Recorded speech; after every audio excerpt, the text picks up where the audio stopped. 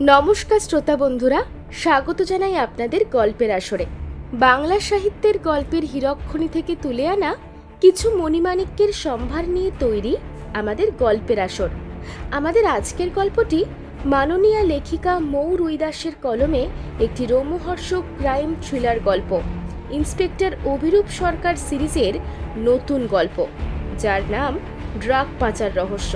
আপনারা পুরো গল্পটা শুনে কমেন্ট করে বলে যান গল্পটি কেমন লাগলো, আর পুরো গল্পটাই হেডফোনে শোনার অনুরোধ রইল। তাহলে তাড়াতাড়ি হাইপ বাটনটা চাপুন আর লাইক করে শুরু করা যাক আমাদের আজকের নিবেদন। স্যার স্যার একটা খারাপ খবর আছে। আর কি খারাপ খবর? স্যার আবির আমাদের কাস্টাডি থেকে পালিয়ে গেছে। হোয়াট? এটা কিভাবে সম্ভব? আমরা যখন বালি ব্রিজ ক্রস করছিলাম তখন দুটো গাড়ি আমাদের গাড়িটার চারপাশ দিয়ে ঘিরে ফেলেছিল, তারপর ফায়ার শুরু করে, আর এরই ফাঁকে ওরা আবিরকে নিয়ে চলে যায়। তোমাদের কাছে বন্দুক ছিল না? ওগুলো কি করতে রেখেছো? স্যার ওদের অনেকজন ছিল, আমাদের একজন কনস্টেবলের গুলি লেগে আহত হয়েছে, হাসপাতালে পাঠানো হয়েছে ওকে। ওরা কোন দিকে গেছে সেটা দেখেছো? হ্যাঁ স্যার। গাড়ির নাম্বারগুলো দেখেছো? না না মানে স্যার এত তাড়াতাড়ি ঘটনাটা ঘটলো যে আমি গাড়ির নাম্বারও দেখতে পারিনি। ওয়েল ডান, চমৎকার খবর দিয়েছো আমাকে। তা এখন কি করছো? স্যার আপনাকে ফোন করছি। কর্ধবগুলো গাড়িগুলো কোন দিকে গেছে সেই খবর নাও। সৌমিত্র, কি করছো তুমি? আমি তোমাকে একজন দায়িত্ববান পুলিশ অফিসার জানতাম। কুইক কুইক, তাড়াতাড়ি খবর চাই আমার।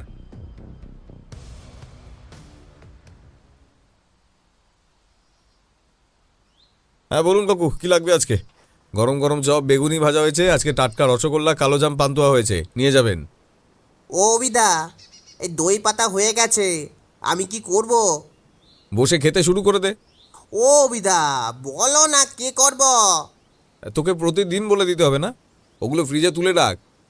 ওকে নিয়ে না আমি সত্যি পারছি না, দাঁড়া বাবাকে বলতে হবে। না না ঠিক আছে, আমি আর তোমাকে জ্বালাবো না। হ্যাঁ কাকু বলুন, আপনাকে কটা চপ দেবো? বেশ বেশ দিচ্ছি। বেরে ছোটু, 3 কাপ চা দিয়ে যেতে বল। বলে দিচ্ছি। আর তখনই একটা কালো রঙের গাড়ি অভির মিষ্টির দোকানের সামনে এসে দাঁড়ালো। দোকানের সব লোক তখন উঁকি দিয়ে দেখতে শুরু করলো। গাড়ি থেকে নেমে এলো একজন মধ্যবয়স্ক ব্যক্তি। বেশ লম্বা চওড়া ওনার দেহের গঠন, ঠিক যেমন সিআইডিতে ইন্সপেক্টর দয়া। যৌবনকালে যে উনি ইন্সপেক্টর দয়ার মতো ছিলেন সেটা দেখলেই অনুমান করা যায়। কিন্তু এই রকম একজন মানুষ অভির মিষ্টির দোকানে কি করছে এখন সেটাই লাখ টাকার প্রশ্ন। যাই হোক, লোকজন ওনাকে দেখে আপনা থেকেই নিজের জায়গা ছেড়ে রাস্তা ফাঁকা করে দিল। একদম কাউন্টারের সামনে এসে বেশ গম্ভীর গলায় বললেন, তোমার সাথে আমার কিছু কথা আছে। কি ব্যাপারে? অভি একদম কাট কাট গলায় প্রশ্ন করল। সেই প্রশ্ন শুনে তিনিও শান্ত স্বরে বললেন, ব্যক্তিগত কিছু কথা আছে। অভি আর দ্বিতীয় প্রশ্ন করল না, ঝন্টুকে ডেকে বলল, ঝন্টু দোকানটা একটু সামলাতো, আমি একটু আসছি। কাজের ফাঁকে আমি একেবারে এইসব পছন্দ করি না। ওই যে ওখানে ক্যামেরা বসানো আছে, কিন্তু আমি পরে সব দেখতে পাবো। কি মনে থাকবে তো আমার কথা? মাথা নাড়িয়ে একবার ঝন্টু ওই ক্যামেরার দিকে তাকালো। তারপর অভি আগন্তুক ব্যক্তিকে নিয়ে দোকানের ভেতর ঘরে চলে গেল। ক্যামেরার দিকে তাকিয়ে ঝন্টু একবার গজগজ করে উঠল। সে বলতে শুরু করলো, এই হয়েছে আরেক জ্বালা। মানুষের তৈরি জিনিস মানুষের উপরেই নজর রাখে।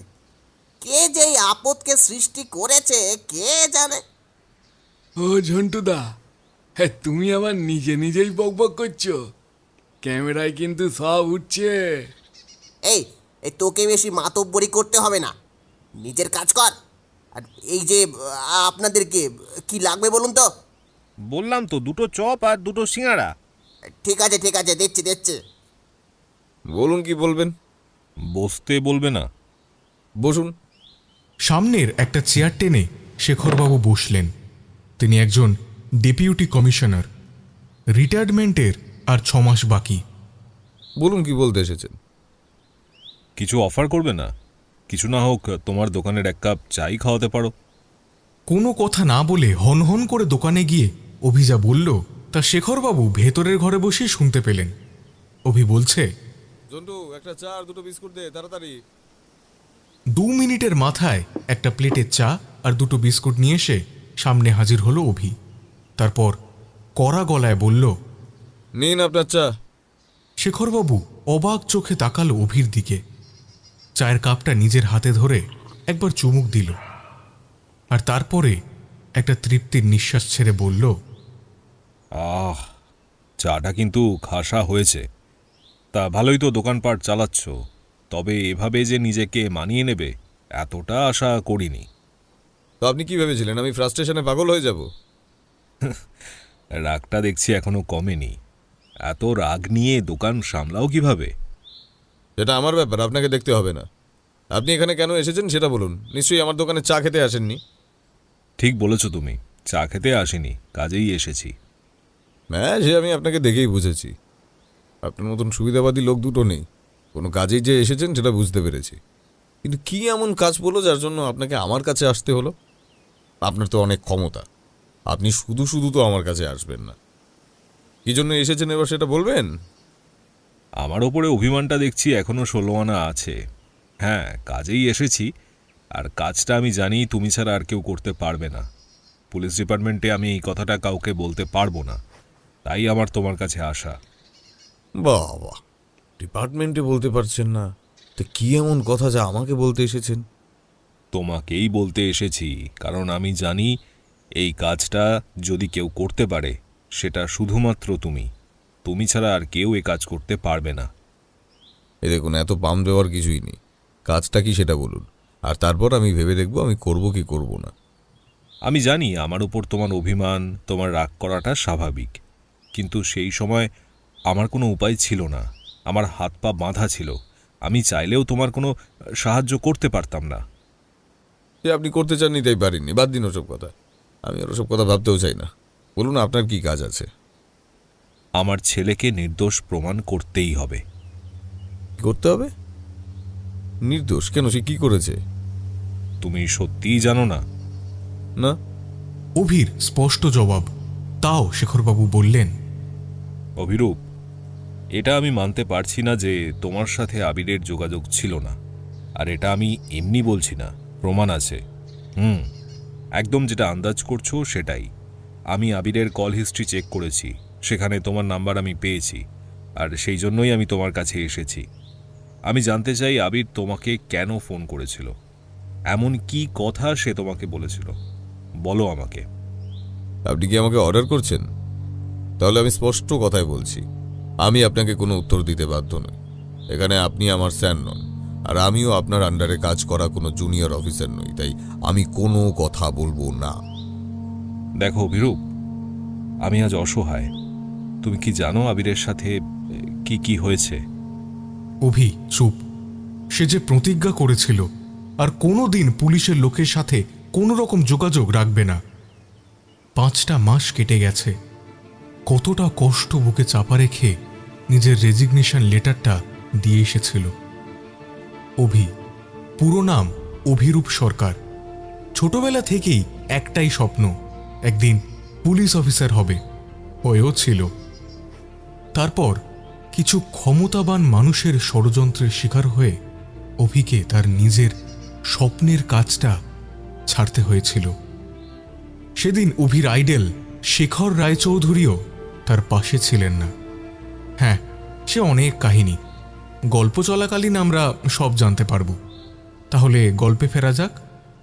অভি কোনো কথা বলছে না দেখে শেখরবাবু নিজেই বললেন, কিছুদিন আগে সৌমিত্র কয়েকজন কনস্টেবলকে নিয়ে আমার বাড়িতে এলো, আর এসেই বলে উঠল, স্যার আবিরকে আমাদের গ্রেপ্তার করতেই হবে। কেন? কি করেছে আবির? স্যার স্যার আমাদের কাছে খবর আছে আবির আপনার ছেলে ড্রাগ কেসের সাথে জড়িত। কি বলছো তুমি? কি প্রমাণ আছে তোমার কাছে? একটু পরেই আপনি প্রমাণ পেয়ে যাবেন। আমাদের আবিরের ঘরটা সার্চ করার অনুমতি দিন। কিন্তু স্যার কোনো কিন্তু না, আমাদের কাছে খবর আছে বলেই তো এখানে এসেছি। আবির কোথায়? ও বাড়িতে নেই। ওকে ফোন করে বাড়িতে ডাকুন, তবে আমাদের কথা বলবেন না। আমি আশা করব আপনি সত্যের পক্ষেই থাকবেন। আবির অন্যায় না করলে ওকে কেউ শাস্তি দিতে পারবে না। আমি আপনাকে অনেক সম্মান করি, জানি আপনার রিটায়ারমেন্টের সময় সামনে। এই সময় এমন খবর বাইরে বের হলে আপনার এত বছরের অর্জিত সম্মান সব ধুলোয় মিশে যাবে। তাই তো আমি এই খবরটা কাউকে বলিনি। আপনি আমার উপর ভরসা রাখতে পারেন।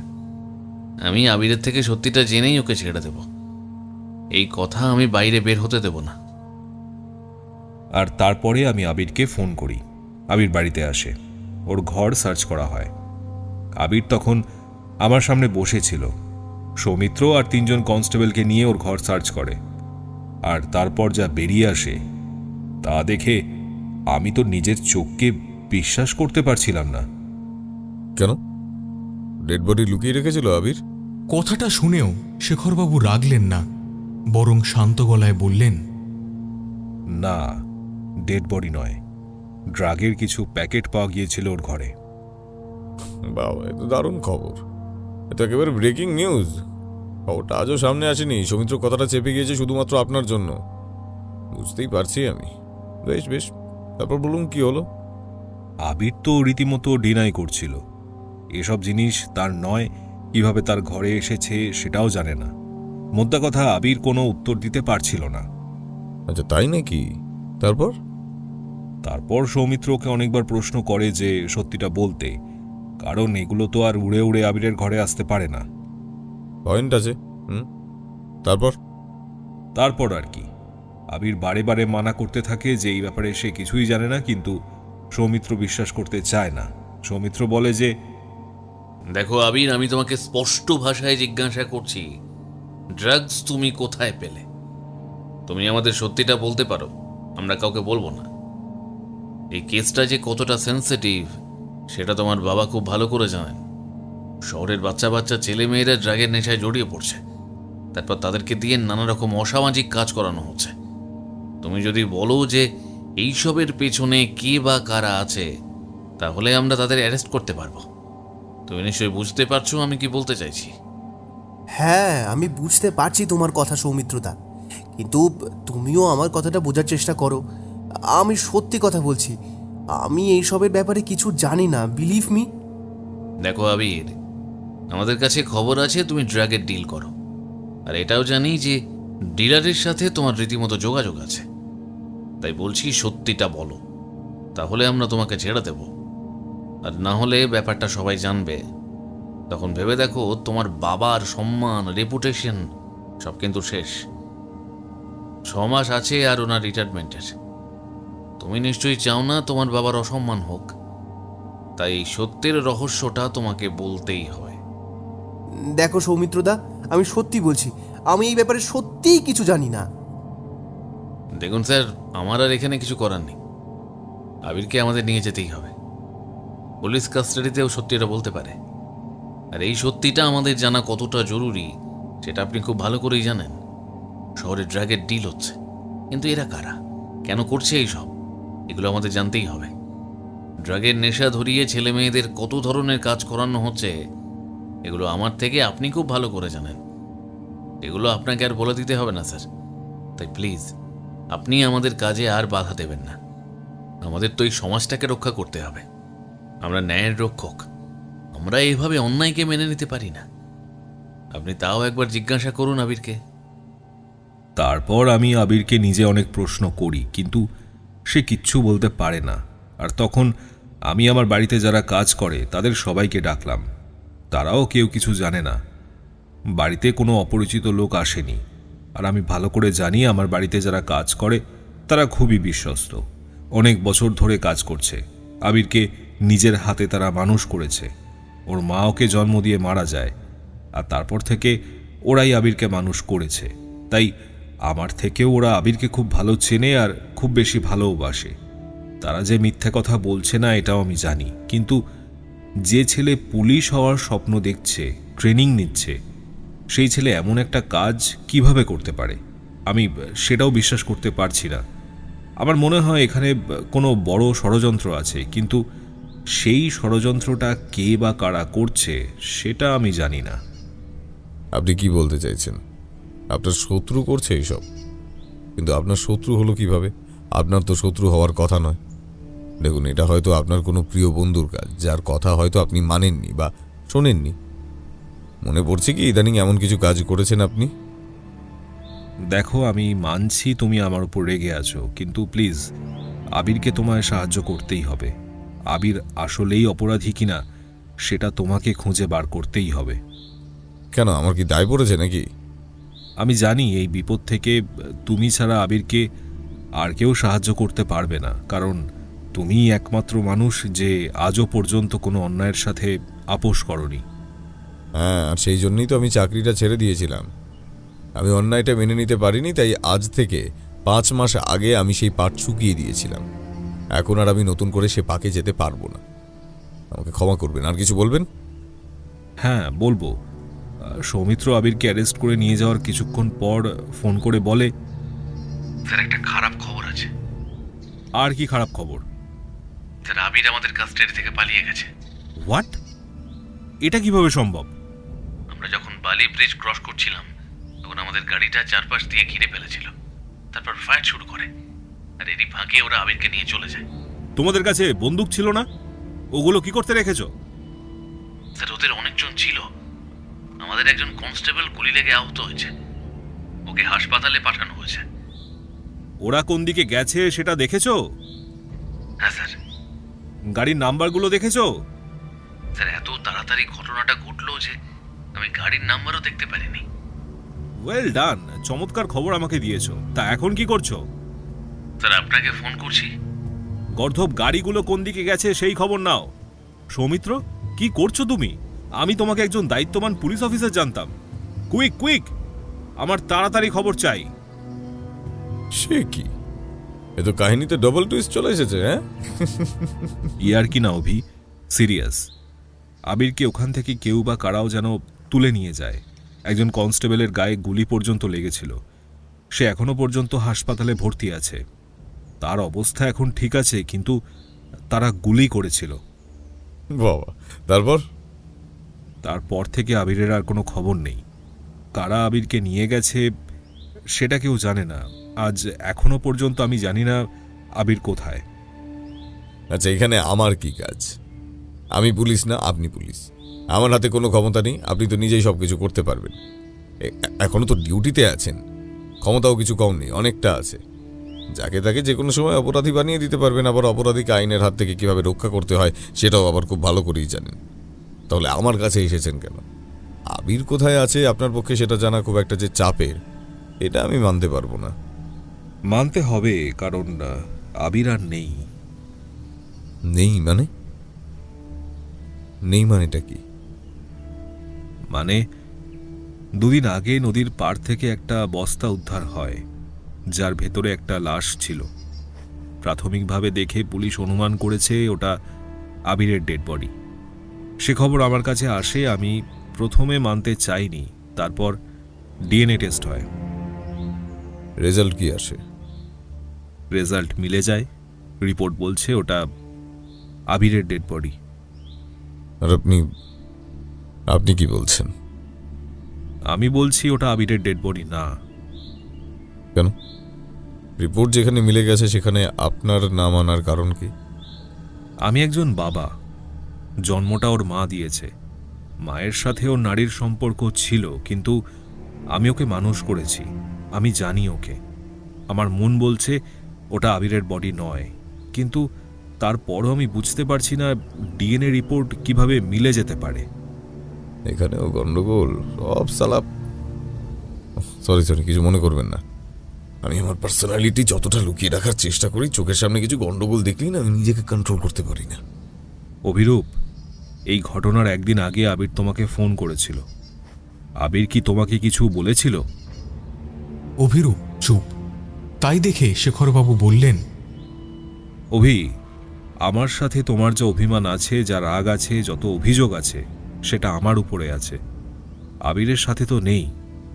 আবির তোমাকে নিজের আইডল মনে করত। ও সবসময় বলতো ও তোমার মতন পুলিশ অফিসার হতে চায়। আর আমি জানি এ কথা তুমিও খুব ভালো করে জানো। আমি জানতে চাই আবির তোমাকে ফোন করে কি কথা বলেছিল। তুমি আমার কাছে কিছু লুকিও না। আবির যদি তোমাকে কিছু কথা বলে থাকে তাহলে সে কথা তুমি আমায় বলো। আমি সত্যিটা জানতে চাই। আবির কি আদৌ কোনো ড্রাগ চক্রের সাথে জড়িত ছিল? আর যদি সত্যিই আবির এরকম কোনো কাজে জড়িত থাকে তাহলে আমার আর কিছু করার নেই, আমি সত্যিটা মেনে নেব। না স্যার, আপনার সঙ্গে আমার যে ঝামেলাই থাকুক না কেন, আবিরের সঙ্গে আমার কোনো ঝামেলা নেই। আমি আপনাকে বলছি, হ্যাঁ, আবির আমাকে ফোন করেছিল, সে কিছু বলতে চেয়েছিল, তার জন্য আমার সঙ্গে দেখাও করতে চেয়েছিল, কিন্তু সে দেখা করতে আসেনি। পরে খবর নিয়ে জানতে পারলাম আবিরের সঙ্গে এসব হয়েছে। আপনি এতক্ষণ ধরে যা বললেন সে সবকিছুই আমার জানা, কিন্তু সবকিছু জেনেও আমি কিছু করিনি। কি হবে কিছু করে? সেই তো আবার ক্ষমতার কাছে আমি হেরে যাব, তাই আর ওদিকে মাথা ঘামাইনি। আপনার মতো বড় বড় অফিসারেরা যেখানে আছে সেখানে আমার মতো একজন মিষ্টি দোকানদারের কথায় কেউ কেন শুনবে বলুন? তুমি এভাবে কথা বলো না অভিরূপ। তুমি মিষ্টির দোকানদার এখন, কিন্তু তার আগে তুমি ছিলে একজন পুলিশ অফিসার। স্যার, এসব কথা শুনলে আমার এখন হাসি পায়, তাই প্লিজ এসব কথা আর বলবেন না। অভিরূপ, আমি তোমার কাছে একটা অনুরোধ নিয়ে এসেছি। অনুরোধ? আপনি কি অনুরোধ করতে এসেছেন? এটাই যে আবিরের সত্যিটা খুঁজে বার করো। আবির তোমাকে কি বলতে চেয়েছিল সেটাও তো তোমাকে জানতে হবে। স্যার, এখন তো সেটা সম্ভব নয়। আবির তো নেই আমাদের কাছে। আমি মানি না। আমার মন বলছে আবির আছে, এখনও বেঁচে আছে। ঠিক সময় মতন যদি আমরা কাজ শুরু করি তাহলে আবিরকে আমরা খুঁজে বের করতে পারবো। তাই বলছি, প্লিজ তুমি আমায় একটু সাহায্য করো। স্যার, আমি এখানে কি করব? এখানে তো আমার কিছুই করার নেই। আছে, অনেক কিছু করার আছে। তুমি আমাকে এই কেসটাতে একটু সাহায্য করো। তুমি যা বলবে, যেমন বলবে তেমনভাবে কাজ হবে। তাই নাকি স্যার? সত্যি মানুষের যখন নিজের বিপদ হয় তখনই এইভাবে কথা বলে, তাই না স্যার? কি সুন্দরভাবে 5 মাস আগের কথা আপনি ভুলে গেছেন বলুন। কিভাবে একজন অসহায় বাবা মা আপনার কাছে অনুরোধ করেছিল, ভিক্ষে চেয়েছিল নিজের মেয়ের অন্যায়ের বিরুদ্ধে লড়ার জন্য। সেদিন আপনি কিচ্ছু করেননি, আর আমাকেও কিচ্ছু করতে দেননি, আর যার ফলস্বরূপ আমি আমার স্বপ্নের চাকরিটা ছেড়ে দিতে বাধ্য হয়েছিলাম। মনে আছে নিশ্চয়ই? সময় পেরিয়ে গেছে, কিন্তু যে ক্ষত আপনি সৃষ্টি করেছিলেন সেটা হয়তো সেটা পূরণ হয়ে গেছে, কিন্তু তার দাগটা না থেকে গেছে। আমি জানি আমি সেদিন অন্যায় করেছিলাম, চুপ করেছিলাম, কিন্তু যদি তুমি সেই সত্যিটা জানতে তাহলে হয়তো তুমি আমাকে আজ যতটা ঘৃণা করছো সেভাবে করতে না। আমার সেদিন কিচ্ছু করার ছিল না। বাদ দিন স্যার ওসব কথা, আমি আর ভাবতেও চাই না। সে সময় পেরিয়ে গেছে, আর সেই মানুষও আর নেই, তাই আর সেসব কথা বলে কিছু লাভ নেই। তাহলে আমাকে সাহায্য করবে তো? এতে আমার কি লাভ হবে? অভি, তুমি তো এমনটা ছিলে না। তুমি তো কোনোদিন নিজের লাভ ক্ষতির কথা ভাবোনি, কিন্তু আজ আমি যে অভিকে দেখছি সে একেবারে নতুন একটা অন্য মানুষ। একদম একদম ঠিক কথা বলেছেন। আজকের অভি আর 5 মাস আগের অভি একেবারে আলাদা, একেবারেই নতুন। আজকের অভি অনেক কষ্টে নিজেকে এই জায়গায় এনে দাঁড় করিয়েছে। কত স্বপ্ন দেখেছিলাম, সমাজ থেকে দুর্নীতি শেষ করব, কিন্তু আপনার জন্য, হ্যাঁ শুধুমাত্র আপনার জন্য আমি সেদিন দুর্নীতি দেখেও চুপ করেছিলাম, কিচ্ছু বলিনি। আর দুর্নীতিকে মেনে নিতে পারবো না বলেই আমি আমার শখের চাকরিটা ছেড়ে দিয়েছিলাম। ছোটবেলা থেকে দেশের জন্য কাজ করব যে কথা আমি ভেবেছিলাম সেটা আমি আপনার জন্য ছেড়ে দিয়েছিলাম। আপনি কি জানেন সে কথা? হ্যাঁ, ঠিক কতটা কষ্ট হয়েছিল সেদিন আমার নিজের হাতে নিজের স্বপ্নকে ভেঙে ফেলতে। আপনি বুঝবেন না সেদিন আমার মধ্যে কি চলছিল। আজ আপনার নিজের ছেলের উপর বিপদ এসে পড়েছে বলে আপনি আমার কাছে ছুটে এসেছেন। আর ঠিক তখনই শেখরবাবু সামনে দাঁড়িয়ে থাকা অভির হাতটা নিজের হাতের মধ্যে ধরলেন। তারপর কাতর কণ্ঠে বললেন, অভি, আবিরের কথাটা একবার ভেবে বলো। আবিরকে তো তুমিও চেনো। তোমার কি মনে হয় এমন কোনো কাজ করতে পারে? আজ আমি চলে যাচ্ছি, কিন্তু যা সিদ্ধান্ত নেবে একটু ভেবে নিও। কথাগুলো বলেই শেখরবাবু চলে যাচ্ছিলেন। তখন অভি বলে উঠল, আমি আপনাকে অবশ্যই সাহায্য করব, কিন্তু কিন্তু আপনার জন্য নয়, আবিরের জন্য। আবির আমাকে নিজের দাদা মনে করতো, আর তার জন্যই আমি কেসে আপনাকে সাহায্য করব, ব্যাস এইটুকুই। অভির কথা শুনে শেখরবাবুর চোখে জল চলে এলো। আবেগে অভিকে জড়িয়ে ধরলেন তিনি। পর মুহূর্তেই যখন বুঝতে পারলেন, তখন অভিকে ছেড়ে নিজেকে স্বাভাবিক করে বললেন, অনেক ধন্যবাদ তোমাকে। কি বলে যে তোমাকে ধন্যবাদ জানাবো তার ভাষা নেই। সত্যিই তুমি আমাকে বাঁচালে। তার আমার এভিডেন্স লাগবে। সবার প্রথমে আবিরের কল হিস্ট্রি আগামী 3 মাসের, লাস্ট লোকেশন, সঙ্গে ওর যে কজন বন্ধু ছিল তাদের নাম্বার লাগবে, সঙ্গে ব্রিজের সিসিটিভি ফুটেজ লাগবে। এখন আবার বলবেন না ফুটেজ নেই। আছে ফুটেজ, আমি এগুলো সব চেক করেছি। গাড়ির নাম্বার ভুয়ো, ব্রিজের যেখানে ঘটনাটা ঘটেছে সেখানে কোনো ক্যামেরা ছিল না, শুধু ব্রিজের এন্ট্রি আর এক্সিট পয়েন্টে ক্যামেরা আছে। তাতে গাড়ির নাম্বার দেখা গেলেও গাড়িতে কারা ছিল সেটা দেখা যায়নি। তাই আমি জানতে পারিনি এইসবের পেছনে কে বা কারা আছে। ঠিক আছে, তুমি যখন বলছো তখন আমি তোমাকে সব তথ্য পাঠিয়ে দেব। শুধু নিজের ফোন থেকে আমার নাম্বারটা আনব্লক করো, তাহলেই হবে।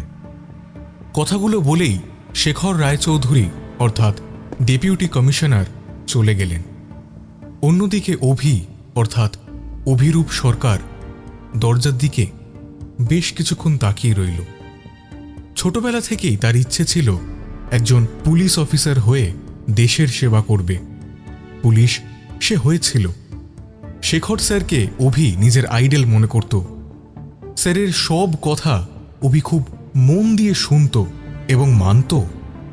কিন্তু চাকরির 1 বছর পর একটা কেসের জন্য অভি যখন তার স্যারের কাছে অ্যারেস্ট ওয়ারেন্ট নিতে যায়, তিনি তখন সেটা দেননি। কেন দেননি সেটাও খুব ভালো করেই জানে অভি। অন্যায়টা অভি একেবারেই মানতে পারেনি। তাই সেদিন সব কিছু জেনেও বিধায়ক অনিল মুখার্জির ছেলে বিপিন মুখার্জিকে অ্যারেস্ট করতে পারেনি। বিপিন একটা মেয়েকে ধর্ষণ করে মেরে ফেলতে চেয়েছিল। বিপিন মেয়েটাকে মৃত ভেবে রাস্তায় ফেলে দিয়ে গিয়েছিল, কিন্তু মেয়েটি মারা যায়নি।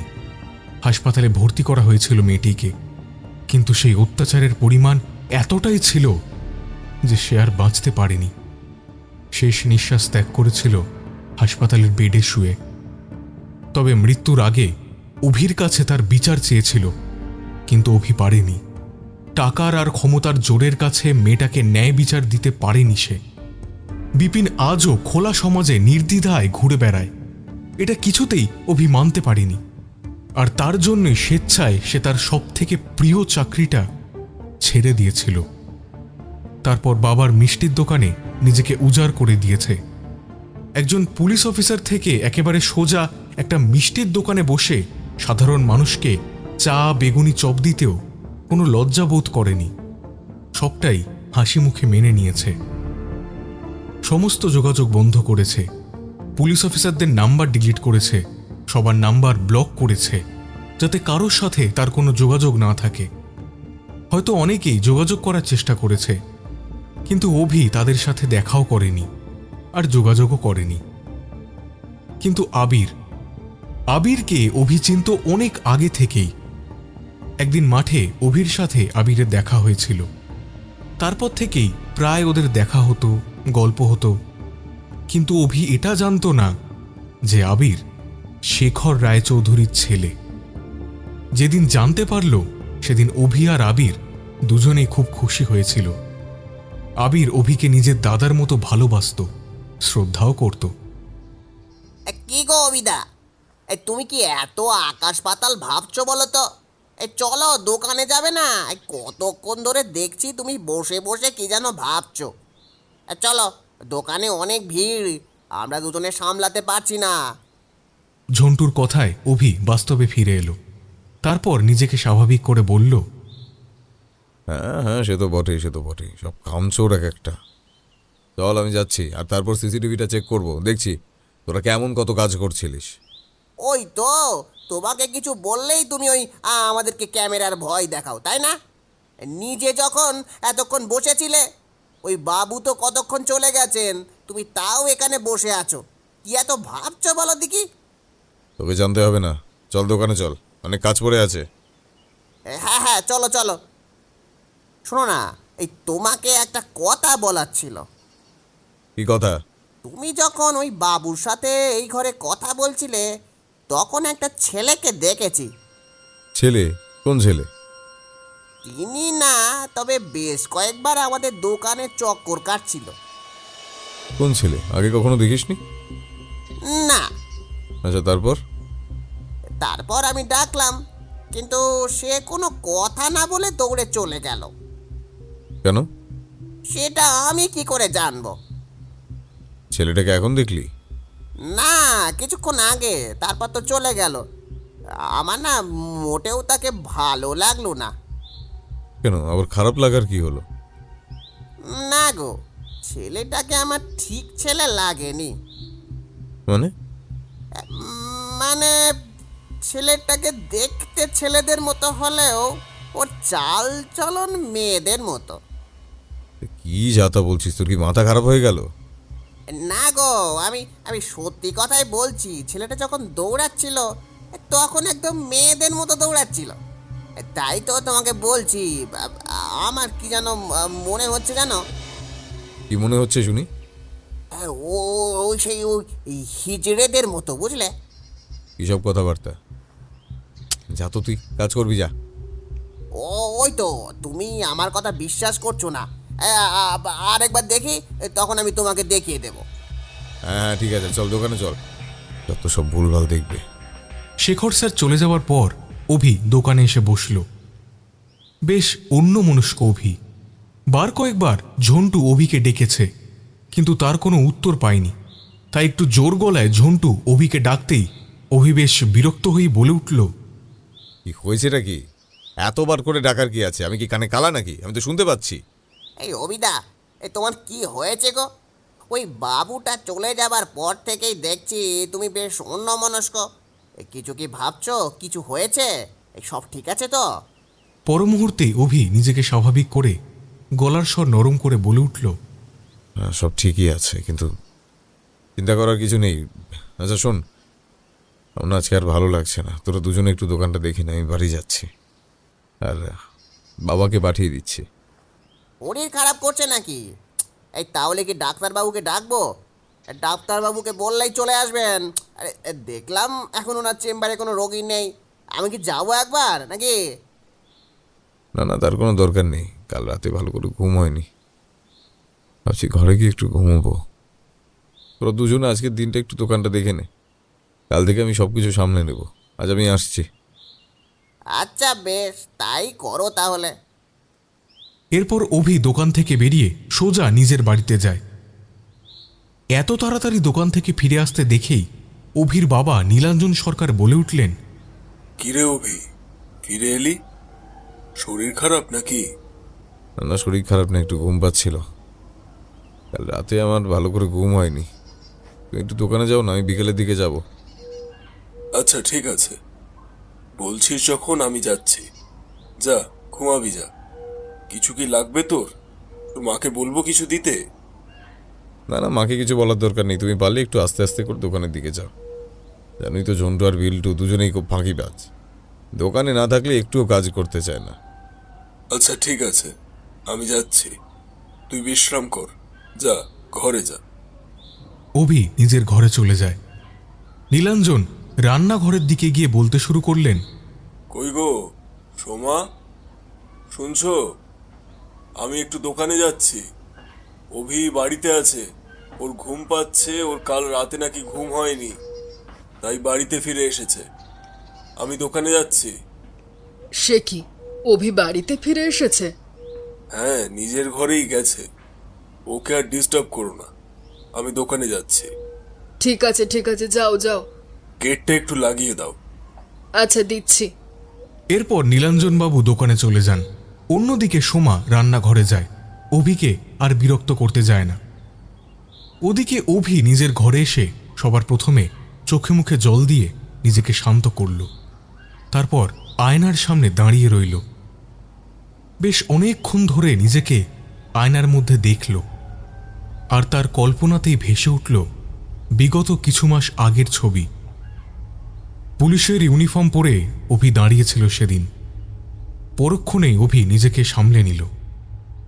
মনটা তার মুহূর্তের মধ্যেই খারাপ হয়ে যায়, কিন্তু বাস্তবকে অভি খুব ভালোভাবেই মেনে নিতে জানে। তাই একটা দীর্ঘশ্বাস ত্যাগ করে নিজেকে স্বাভাবিক করল। ফোনটা হাতে নিয়ে সবার প্রথমে শেখর স্যারের নাম্বারটা আনব্লক করল। কিছুক্ষণ বিছানায় হেলান দিয়ে চোখ বন্ধ করে শুয়ে রইল। কিছু মিনিট পার হতেই ফোনে একটা নোটিফিকেশন এলো। হাতে ফোনটা নিয়ে দেখতে পেল শেখর স্যার কিছু পাঠিয়েছেন হোয়াটসঅ্যাপে। ওপেন করতে যেতেই ফোনটা বেজে উঠল। শেখর স্যার ফোন করছেন। রিসিভ করতেই ওপাশ থেকে শেখর স্যার বললেন, এভিডেন্সগুলো পাঠিয়ে দিয়েছি, দেখে নিও। ওকে। শেখর স্যার ফোনটা কেটে দিলেন। হোয়াটসঅ্যাপ ওপেন করতেই সমস্ত এভিডেন্স চোখের সামনে ফুটে উঠল। গভীরভাবে সবগুলো কাগজে একবার চোখ বুলিয়ে নিয়ে বিছানা থেকে উঠে দাঁড়ালো। তারপর জামা প্যান্ট চেঞ্জ করে চোখে একটা সানগ্লাস পরে বেরিয়ে পড়ল নিজের ঘর থেকে। রান্নাঘরে গিয়ে অভি তার মাকে বলল, মা, আমি একটু আসছি, কোথায় যাচ্ছিস? একটু কাজ আছে। দোকানে যাচ্ছিস নাকি? এই যে তোর বাবা বলে গেল তোর নাকি কাল রাতে ঘুম হয়নি, এই জন্য ঘুমোতে এসেছিস। তাহলে এখন জামা প্যান্ট পরে কোথায় যাচ্ছিস? একটু কাজ আছে মা, খুব আর্জেন্ট। আমি এসে তোমাকে সবটা বলবো। এখন আমি আসছি। তা কোথায় যাচ্ছিস সেটা বলে গেলেই তো পারিস। তোর বাবা জিজ্ঞাসা করলে কি বলবো? কিচ্ছু বলতে হবে না, বাবা ফিরে আসার আগেই আমি চলে আসবো। বাবা তো সেই 12টার আগেই ঘরে আসবে না, আমি তার আগেই চলে আসবো। কিন্তু কি এমন কাজে যাচ্ছিস তুই? বললাম না মা, একটু আর্জেন্ট কাজ আছে। আমি ফিরে এসে তোমাকে সবটা বলবো। এখন আসছি, আর কোনো প্রশ্ন না।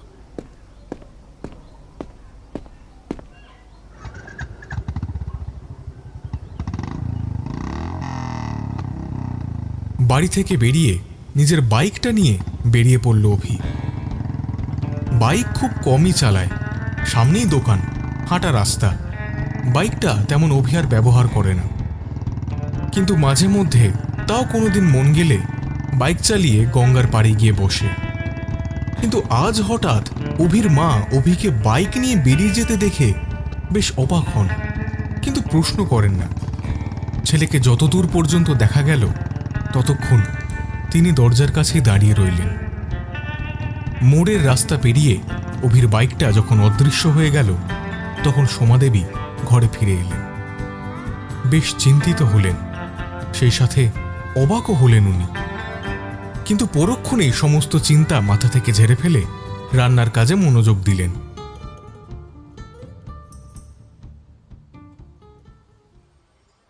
ওদিকে অভি সোজা গিয়ে হাজির হয় থানায়।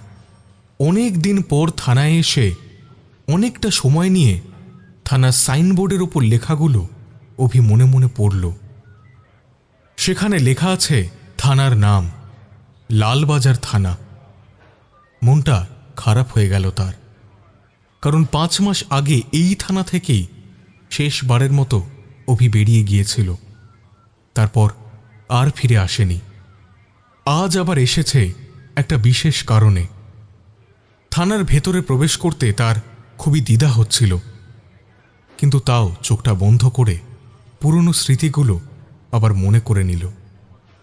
একটা দীর্ঘ নিঃশ্বাস ত্যাগ করল। চোখের সানগ্লাসটা খুলে শার্টের ভেতর গুঁজে নিল। তারপর সেই চিরচেনা নিজের স্টাইলে থানার মধ্যে এন্ট্রি নিল অভিরূপ সরকার। অভিকে থানার মধ্যে প্রবেশ করতে দেখে অন্যান্য অফিসাররা, এমনকি কনস্টেবলরাও পর্যন্ত উঠে দাঁড়ায়। অজান্তেই সবাই স্যালুট করতে শুরু করল। অভি অবাক হয়ে সঙ্গে সঙ্গে সবাইকে বলল, কি করছেন কি আপনারা? আমি কিন্তু আর আপনাদের স্যার নই। আমি চাকরি ছেড়ে দিয়েছি অনেক দিন আগেই। আমি একটা কাজে এসেছি, আপনারা এইভাবে আমাকে স্যালুট করছেন কেন? আরে স্যার, আপনি?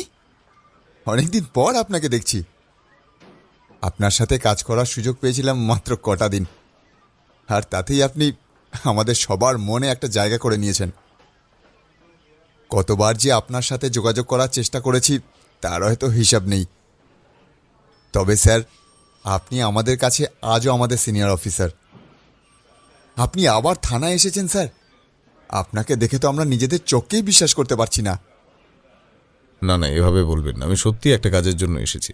কাজটা মিটে গেলে আবার চলে যাব। হ্যাঁ স্যার, আমরা জানি আপনি চলে যাবেন, কিন্তু তাও স্যার আপনাকে এই অল্প সময়ের জন্য কাছে পেয়েও আমরা ভীষণ খুশি। স্যার কেন বলছেন? আমি কিন্তু এখন আর আপনাদের স্যার নই। প্লিজ প্লিজ স্যার বলবেন না।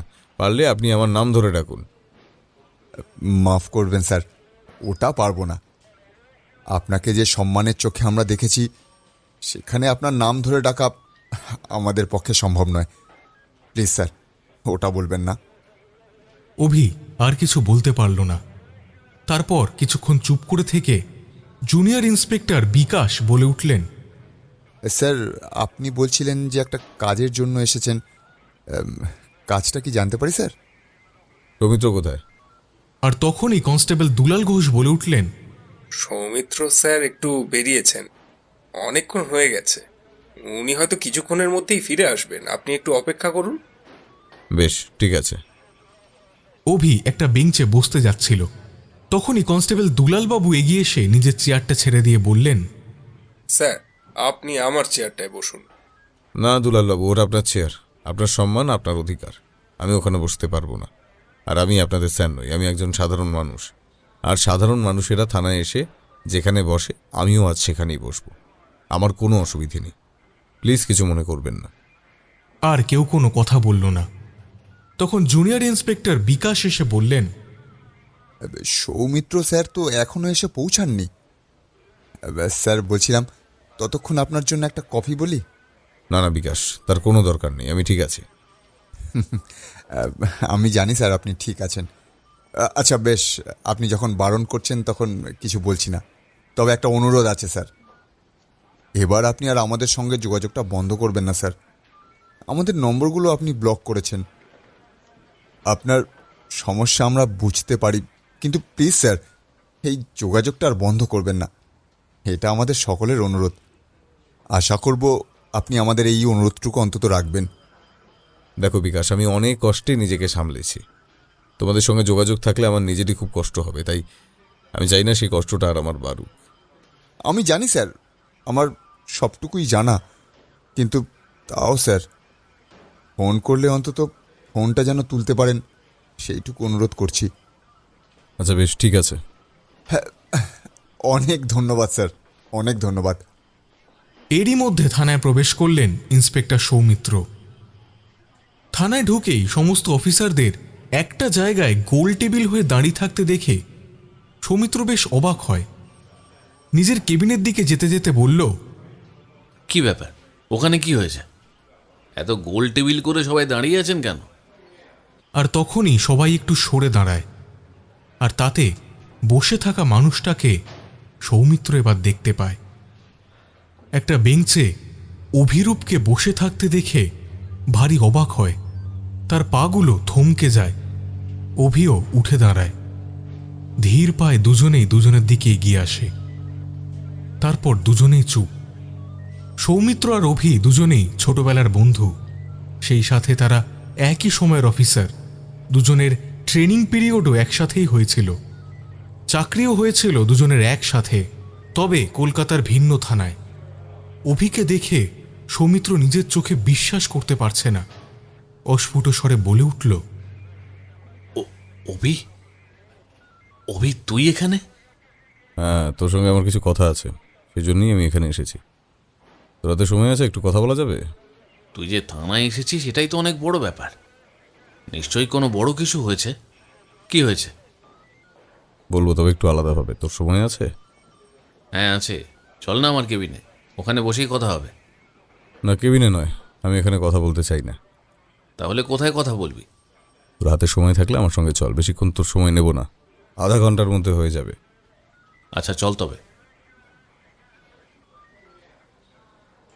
থানা থেকে বেরিয়ে আসার সময় পেছন ঘুরে তাকালো অভি। তারপর সবার উদ্দেশ্যে একটা কথা বলল। আমি সবার নাম্বার আনব্লক করে দিয়েছি। কথাটা শুনে থানায় উপস্থিত সকল অফিসারের চোখে মুখে একটা খুশির রেখা ফুটে উঠল। সবাই মিলে একসাথে বলে উঠল, অনেক অনেক ধন্যবাদ স্যার। অভি বাইকে চেপে বসল। সৌমিত্র দাঁড়িয়েছিল। অভি বলল, তুই গাড়িতে যাবি? না, চল, অনেকদিন পর সুযোগটা পেয়েছি, তোর বাইকেই যাব।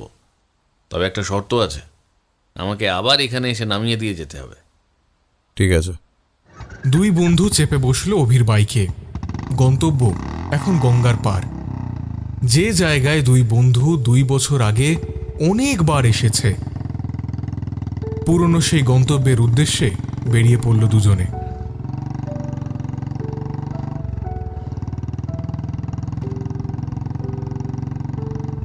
কিছুক্ষণের মধ্যেই গঙ্গার পাড়ের ফাঁকা জায়গায় এসে বাইকটা দাঁড়ালো।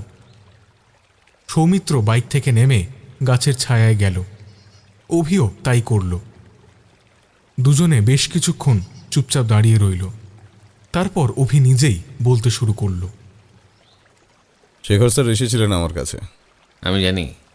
অভি অবাক চোখে সৌমিত্রর দিকে তাকালে সৌমিত্র বলে, আবিরের কল হিস্ট্রি চেক করার সময় তোর নাম্বারটা আমি পেয়েছি। তারপরেই আমি স্যারকে তোর কথা বলেছিলাম। আবির তোর সাথে যোগাযোগ করেছিল, হয়তো তোকে কিছু কথা বলেছে, আর সেটা জানার জন্যই শেখর স্যার তোর কাছে গিয়েছিল। বুঝতে পারছি। আর আমাকেও আর একটা কথা বলেছে। জানি, এই কেসটার দায়িত্ব নিতে বলেছেন তো। আনঅফিসিয়ালি ভাবে। আনঅফিসিয়ালি হোক বা অফিসিয়ালি হোক, তোকে আমাদের এই কেসে খুব লাগবে, কারণ আমরা কোনো ক্লু পাচ্ছি না। কিভাবে আমরা কি করব সেসব বুঝতে পারছি না। এদিকে ডিএনএ রিপোর্ট মিলে গেছে, কিন্তু স্যার আর কিছুতেই বিশ্বাস করতে চাইছেন না যে ওটা আবিরের ডেড বডি। এখন যে কি করব সেটা আমরা কিচ্ছু জানি না। কোন ডাক্তার রিপোর্ট করেছেন? আরে দীপক করেছে। দীপক বলতে আমাদের ক্লাস ফ্রেন্ড দীপক? হ্যাঁ, আর বলছি কি, আর ওই জন্যই তো আমি ডিএনএ রিপোর্টটা একেবারে বাতিল করতে পারছি না, কারণ ও নিজে রিপোর্ট করেছে।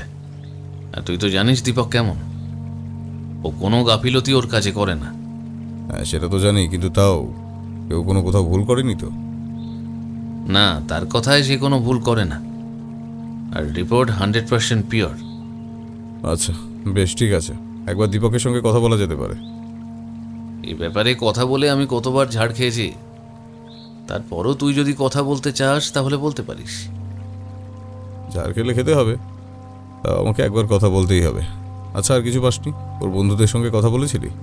বলেছিলাম, সবার একটাই কথা, তারা কিছুই জানে না। আর জানলেও কিচ্ছু বলবে না, আমি বুঝে গেছি সবটা। পুলিশের ঝামেলায় কেউ কেন জড়াতে চাইবে বলো তো? পুলিশ মানেই ধোঁকাবাজি, ঘুষখোর, এটাই তো সবার ধারণা হয়ে গেছে। আজকাল মানুষের কাজে আসে না, ওই জন্য। ঠিক আছে, ঠিক আছে, আর ওসব কথা বলে সময় নষ্ট করে কোনো লাভ নেই। যেটা বলছি, এখন কি করব আমরা সেটা বল। কি আর করবো, আমি তো সেটাই ভাবছি। হ্যাঁ, আবির আমাকে একদিন আগে ফোন করেছিল, কিছু কথা বলতে চেয়েছিল, কিন্তু বলেনি। এবার কি বলেনি সেটা তো আর আমি জানতে পারবো না, আমি তো আর অন্তর্যামী নই। স্যার আমাকে বলেছেন আবির কি বলতে চেয়েছিল সেটাও এখন আমাকে খুঁজে বার করতে হবে। স্যারের সামনে আমি বলতে পারিনি ঠিকই, কিন্তু সত্যি বলছি, আমি এখন আবিরকে কোথায় পাবো? স্যারকে বোঝানো খুব কষ্টের। উনি মানতেই চাইছেন না ওটা আবিরের ডেড বডি বলে। ওনার ধারণা আবিরকে কোথাও লুকিয়ে রাখা হয়েছে, আর ডিএনএ রিপোর্টটাও ভুল। আচ্ছা, যে জায়গা থেকে আবিরকে কিডন্যাপ করা হয়েছিল এই জায়গাটা ভালো করে দেখেছিলি?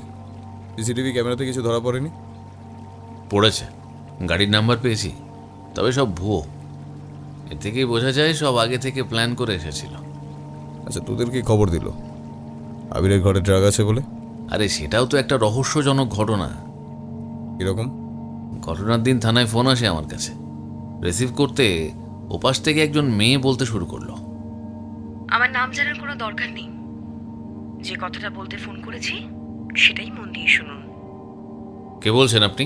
বললাম তো, নাম জানার কোনো দরকার নেই, শুধু একটা খবর দেওয়ার জন্য ফোন করেছি, আর সেটা হলো ডেপুটি কমিশনার শেখর রায়চৌধুরীর ছেলে আবির রায়চৌধুরী একজন ড্রাগের ব্যবসায়ী। কি যাতা বলছেন? আপনি কে বলছেন? প্রমাণ চাইলে এক্ষুনি আবিরের বাড়িতে চলে যান, ওখানেই পেয়ে যাবেন প্রমাণ। শহরে যেসব ড্রাগ চক্রের সন্ধান আপনারা করছেন তার বেশিরভাগই আবির দেখাশোনা করে। আপনি কে বলছেন? আমার পরিচয় দিতে আমি আপনাকে ফোন করিনি, যেটা বলছি সেটা শুনুন না।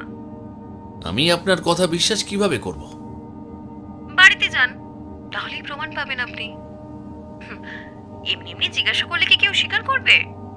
কেউ বলবে হ্যাঁ আমি ড্রাগের কারবার করি? বাড়িতে যান, আবিরের কাছেই প্রমাণ পেয়ে যাবেন। আবার বেশি দেরি করলে কিন্তু প্রমাণ লোপাট হয়ে যাবে। আর তারপরেই ফোনটা কেটে দেয়। কে ফোন করেছিল সেটা জানা যায়নি, তবে সেটার খোঁজ যখন করি তখন খবর পাই বিনা ডকুমেন্টসের সিম। আর লোকেশন শুনলে অবাক হবি। কেন? থানার বাইরে দাঁড়িয়ে কেউ ফোন করেছিল। যখন জানতে পারি তখন আশেপাশে খোঁজ করি সন্দেহজনক কোনো মানুষকে কেউ দেখেছে কিনা, কিন্তু তাতেও সেই একই উত্তর, কেউ কিছুই দেখেনি। আবিরের ফোনে কোনো সন্দেহজনক নাম্বার পাওয়া গেছে? না, পাওয়া যায়নি। সব নাম্বার নর্মাল। কিছু বন্ধুদের নাম্বার, কিছু আত্মীয় স্বজনের নাম্বার আর স্যারের নাম্বার ছিল। শুধু তোর নাম্বারটাই আশ্চর্যের ছিল, তাই তোর সাথে যোগাযোগ করতে চেয়েছিলাম। আমি স্যারকে যখন তোর কথা বলি তখন স্যার নিজেই বলেন যে উনি তোর সাথে দেখা করবেন। আচ্ছা বেশ, তাহলে মোটামুটি তোরা কতদূর কি করছিস সেটা বল। প্রথমত আমরা খবর পাওয়ার পর আবিরের বাড়ি গিয়ে ওর ঘর থেকে ড্রাগ উদ্ধার করি, ওকে অ্যারেস্ট করি। ওকে থানায় নিয়ে আসার সময় ওকে কিডন্যাপ করে কয়েকজন লোক। তারপরই ব্রিজের সিসিটিভি ফুটেজ চেক করে গাড়ির নম্বর পাওয়া গেলেও পুরোটাই ভুল। এবার যে নাম্বার থেকে ফোন এসেছিল তার তদন্ত করে কি পেলাম সেটাও তো বললাম। ওর বন্ধুদের সাথে কথা বললাম, তারাও কিছু জানে না, কোনো ফোন আসেনি। এই ঘটনা চলাকালীন আমাদের কাছে খবর আসে একটা ডেড বডি পাওয়া গেছে বস্তাবন্দি অবস্থায় নদীর পাড়ে। কোনো প্রত্যক্ষদর্শী নেই। কে কখন ওই বস্তা ফেলে দিয়ে গেছে সেটা কেউ জানে না। সেখান থেকে বডি উদ্ধার করে ফরেন্সিকে পাঠানো হয়। বডির সাথে যেসব জিনিস, এই যেমন ওয়ালেট, ঘড়ি, এইসব দেখে প্রাথমিকভাবে আবিরের ডেড বডি বলে মনে করা হয়। তারপর শেখর স্যারকে খবর দেওয়া হলে উনি হাসপাতালে আসেন। উনিও ডেড বডি থেকে চিনতে পারেন না, আর কীভাবেই বা চিনবেন? বডি পচতে শুরু করেছিল, মুখটা একেবারেই থেঁতলে দেওয়া হয়েছিল। তারপর সিদ্ধান্ত নেওয়া হলো ডিএনএ টেস্ট হবে। তাই হলো, রিপোর্ট পজিটিভ আসে, কিন্তু শেখর স্যার বেঁকে বসেন, বলেন ওটা আবিরের ডেড বডি না। তারপর আবিরের ফোনের কল হিস্ট্রি আর লাস্ট লোকেশন চেক করা হলে তোর নাম্বার পাই। তখন তো আমরা ভেবেছিলাম হয়তো আবির তোকে কিছু বলে গেছে। আমাদের একমাত্র ভরসা তখন তুই ছিলি, কিন্তু এখন তো দেখছি তুইও কিছু জানিস না। দেখ, আবিরকে কম বেশি আমিও চিনি। সেই ছেলে এমন কাজ করবে এমনটাও মানতে পারছি না, কিন্তু তাও ওর ঘরে দুটো বড় বড় প্যাকেটে ড্রাগ পাওয়া গেল। স্যারের বাড়িতে বাইরের কেউ আসেনি। তাহলে এটা কিভাবে সম্ভব তুই বল? আবিরের ফোনটা কোথায়? ফোনটা পাইনি। ফোনটা পেলে হয়তো আমরা আরও কিছু জানতে পারতাম। যেদিন আবির কিডন্যাপ হয় সেদিনই ওর ফোন সুইচ অফ হয়ে যায়, আর তারপর থেকে অন হয়নি। ফোনের লাস্ট লোকেশন কোথায় ছিল? যে ব্রিজ থেকে আবির কিডন্যাপ হয় সেই ব্রিজেই ছিল। তার মানে ফোনটা আবিরের কাছেই ছিল যখন তোরা ওকে অ্যারেস্ট করিস? হ্যাঁ, নাহলে ওখানেই আবিরের ফোনের লাস্ট লোকেশন দেখাবে কেন? আচ্ছা, তোরা তো ড্রাগ কেসেরও তদন্ত করছিস, সেটার কি আপডেট আছে? হ্যাঁ, আমরা তদন্ত করছি, কিন্তু এখনো পর্যন্ত মূল পানটাকে আমরা ধরতে পারিনি। আমরা যখনই কোনো জায়গায় রেড করতে যাই তখনই সেখানে সব কিছু স্বাভাবিক। আমরা জানি না কে আমাদের ভেতরের খবর লিক করছে। সর্ষের মধ্যেই তাহলে ভূতটা লুকিয়ে আছে। এই ভূতকে তাহলে আমাদের খুঁজে বের করতে হবে। এতদিনও আমরা ধরতে পারলাম না। পারবি পারবি, শুধু একটা কাজ করতে হবে। বল, কি করতে হবে? না, এখন বলবো না, যখন কাজটা করতে হবে ঠিক তখন বলবো। আচ্ছা বেশ, ঠিক আছে। আর কিছু জিজ্ঞাসা করার আছে? না, আপাতত নেই। তুই এখন যেতে পারিস। কিভাবে যাব? তুই তো আমায় থানায় দিয়ে আসবি, না হলে আমি কি এখন হেঁটে হেঁটে যাব নাকি? আচ্ছা চল, তাহলে আমি দিয়ে আসছি। এই বলে অভি আবার বাইকে চেপে বসল। সৌমিত্র অভির কাঁধে হাত রাখল। অভি পেছন ফিরে তাকিয়ে বলল, কি হলো? তুই একেবারে বদলে গেছিস। কেমন আছিস রে? ভালো আছিস তো? সৌমিত্রর গলার স্বর শুনে অভি একটা দীর্ঘ নিঃশ্বাস ছাড়ল। তারপর বলল, ভালো আছি, বেশ ভালো আছি। তবে ভালো থাকলেই তো সব কিছু হয়ে যায় না। বলছি, আর কোনোদিন পুলিশের চাকরি করবি না? মাথা খারাপ? আর ওই পাকে যাব? যে পাক থেকে আমি বেরিয়ে এসেছি, আমি আর ওখানে যাচ্ছি না। স্যার এসেছিলেন, স্যারকে আমি শ্রদ্ধা করি। হ্যাঁ, স্যারের সঙ্গে আমার ঝামেলাটা অন্য জায়গায়। আবিরের সঙ্গে আমার কোনো ঝামেলা নেই, সেই জন্যই আমি স্যারকে বলেছি এই কেসটায় ওনাকে সাহায্য করব। তো সঙ্গে আমি থেকে রহস্যটা উদ্ঘাটন করব, ব্যাস এইটুকুই। তোকে খুব মিস করি রে। তুই তো আমাদের সবার ফোন নাম্বার ব্লক করে দিয়েছিস, কারো সাথে কোনো যোগাযোগটা পর্যন্ত রাখিসনি। চাই না আমি কারোর সঙ্গে যোগাযোগ রাখতে, শুধু শুধু যোগাযোগ রেখে কি হবে বলতো? ভেতরে ভেতরে শুধু কষ্ট পাবো, তার থেকে আমি এই বেশ আছি। কাকু কাকিমা কেমন আছেন? ভালো আছে, তবে এখন অনেক শান্তিতে আছে। পুলিশের চাকরি যে কটা দিন করেছি তাতে বাবা মা সবসময় আমাকে নিয়ে খুব চিন্তিত থাকতো। এখন সেই চিন্তাটা নেই, শান্তিতে ঘুম হয়। আমি বাইরে বেরোলেই মা বাবার খুব চিন্তা হতো, এখন বাইরে বেরোই না, তাদের চিন্তাও হয় না। তবে আজ বেরোনোর সময় আমার মায়ের মুখে সেই আগের চিন্তাটা দেখতে পেয়েছি। যাক চল, অনেকটা সময় হয়ে গেল, তোকে থানায় ছেড়ে দিতেও হবে, আমাকে আবার বাড়ি ফিরতে হবে। বাবা দোকানে একা আছে, বাবা ফিরে আসার আগেই আমাকে বাড়ি পৌঁছতে হবে। দোকানটা কিভাবে সামলাচ্ছিস? কত ম্যাচিউরিটি এসেছে তোর মধ্যে। আগে অল্পতেই রেগে যেতিস, এখন আর তেমন রাগিস না। পরিস্থিতি মানুষকে অনেক বড় করে দেয়। আমি অনেক বড় হয়ে গেছি রে সৌমিত্র। তুই ভালো আছিস তো? ভালো আছি। সামনের মাসে বিয়ে করছি, আসবি তো? এখনই বলতে পারছি না, তবে চেষ্টা করব। না ভাই, আসতেই হবে তোকে। আমি নিজে গিয়ে কাকু কাকিমা আর তোকে নেমন্তন্ন করে আসবো। প্লিজ না করিস না, এতদিন পর তোর সাথে আবার যোগাযোগ হয়েছে, বিয়েতে কিন্তু আসতেই হবে। ঠিক আছে, আসবো। এই বলে দুই বন্ধু একে অপরকে জড়িয়ে ধরল। সৌমিত্রকে থানায় ছেড়ে দিয়ে অভি বাড়ি ফিরে আসে। তবে বাড়ি ঢোকার সময় একজনকে দেখে একটু অবাক হয়। প্রথমে তেমন একটা পাত্তা দেয়নি, একটা ছেলে। অভি যখন বাড়ি থেকে বের হয় তখন ছেলেটিকে দেখেছিল। তারপর গঙ্গার পাড়ে যখন সৌমিত্রর সাথে কথা বলছিল তখনও ছেলেটিকে দেখেছিল অভি। ভেবেছিল কাকতালীয়, কিন্তু অভি আবার ছেলেটিকে দেখতে পেল। একবার ভাবল ডেকে জিজ্ঞাসা করবে, বাইক থেকে নেমে একবার ডাকলো, কিন্তু ছেলেটি কেমন করে যেন অভির দিকে তাকালো, তারপর দৌড়ে চলে গেল। অভি বেশ অবাক হল। হাত ঘড়িতে সময় দেখল, তখন 11:30 বাজে। নীলাঞ্জনবাবু এখনো বাড়ি ফেরেননি। বাড়িতে ফিরে অভি স্নান সেরে নিজের ঘরেই বসেছিল। সোমাদেবী এসে অভিকে প্রশ্ন করেন, আজ কোথায় গিয়েছিলি? কোথাও না তো, এমনি। একদম মিথ্যে কথা বলবি না। এমনি এমনি তুই কোথাও যাস না, তাই বলছি কোথায় গিয়েছিলি বল আমাকে। আশা করব মিথ্যে কথা বলবি না। আমি তোমাকে মিথ্যা কথা বলতে পারি না মা, ওই জন্যই আমি এখন বলতে চাইছি না। বলবো, তবে সবটা সমাধান করে ফেলি তারপর। কি সমাধান করবি? কি হয়েছে বলবি? বললাম তো বলবো সব, কিন্তু এখন না, এখন তো সময় হয়নি।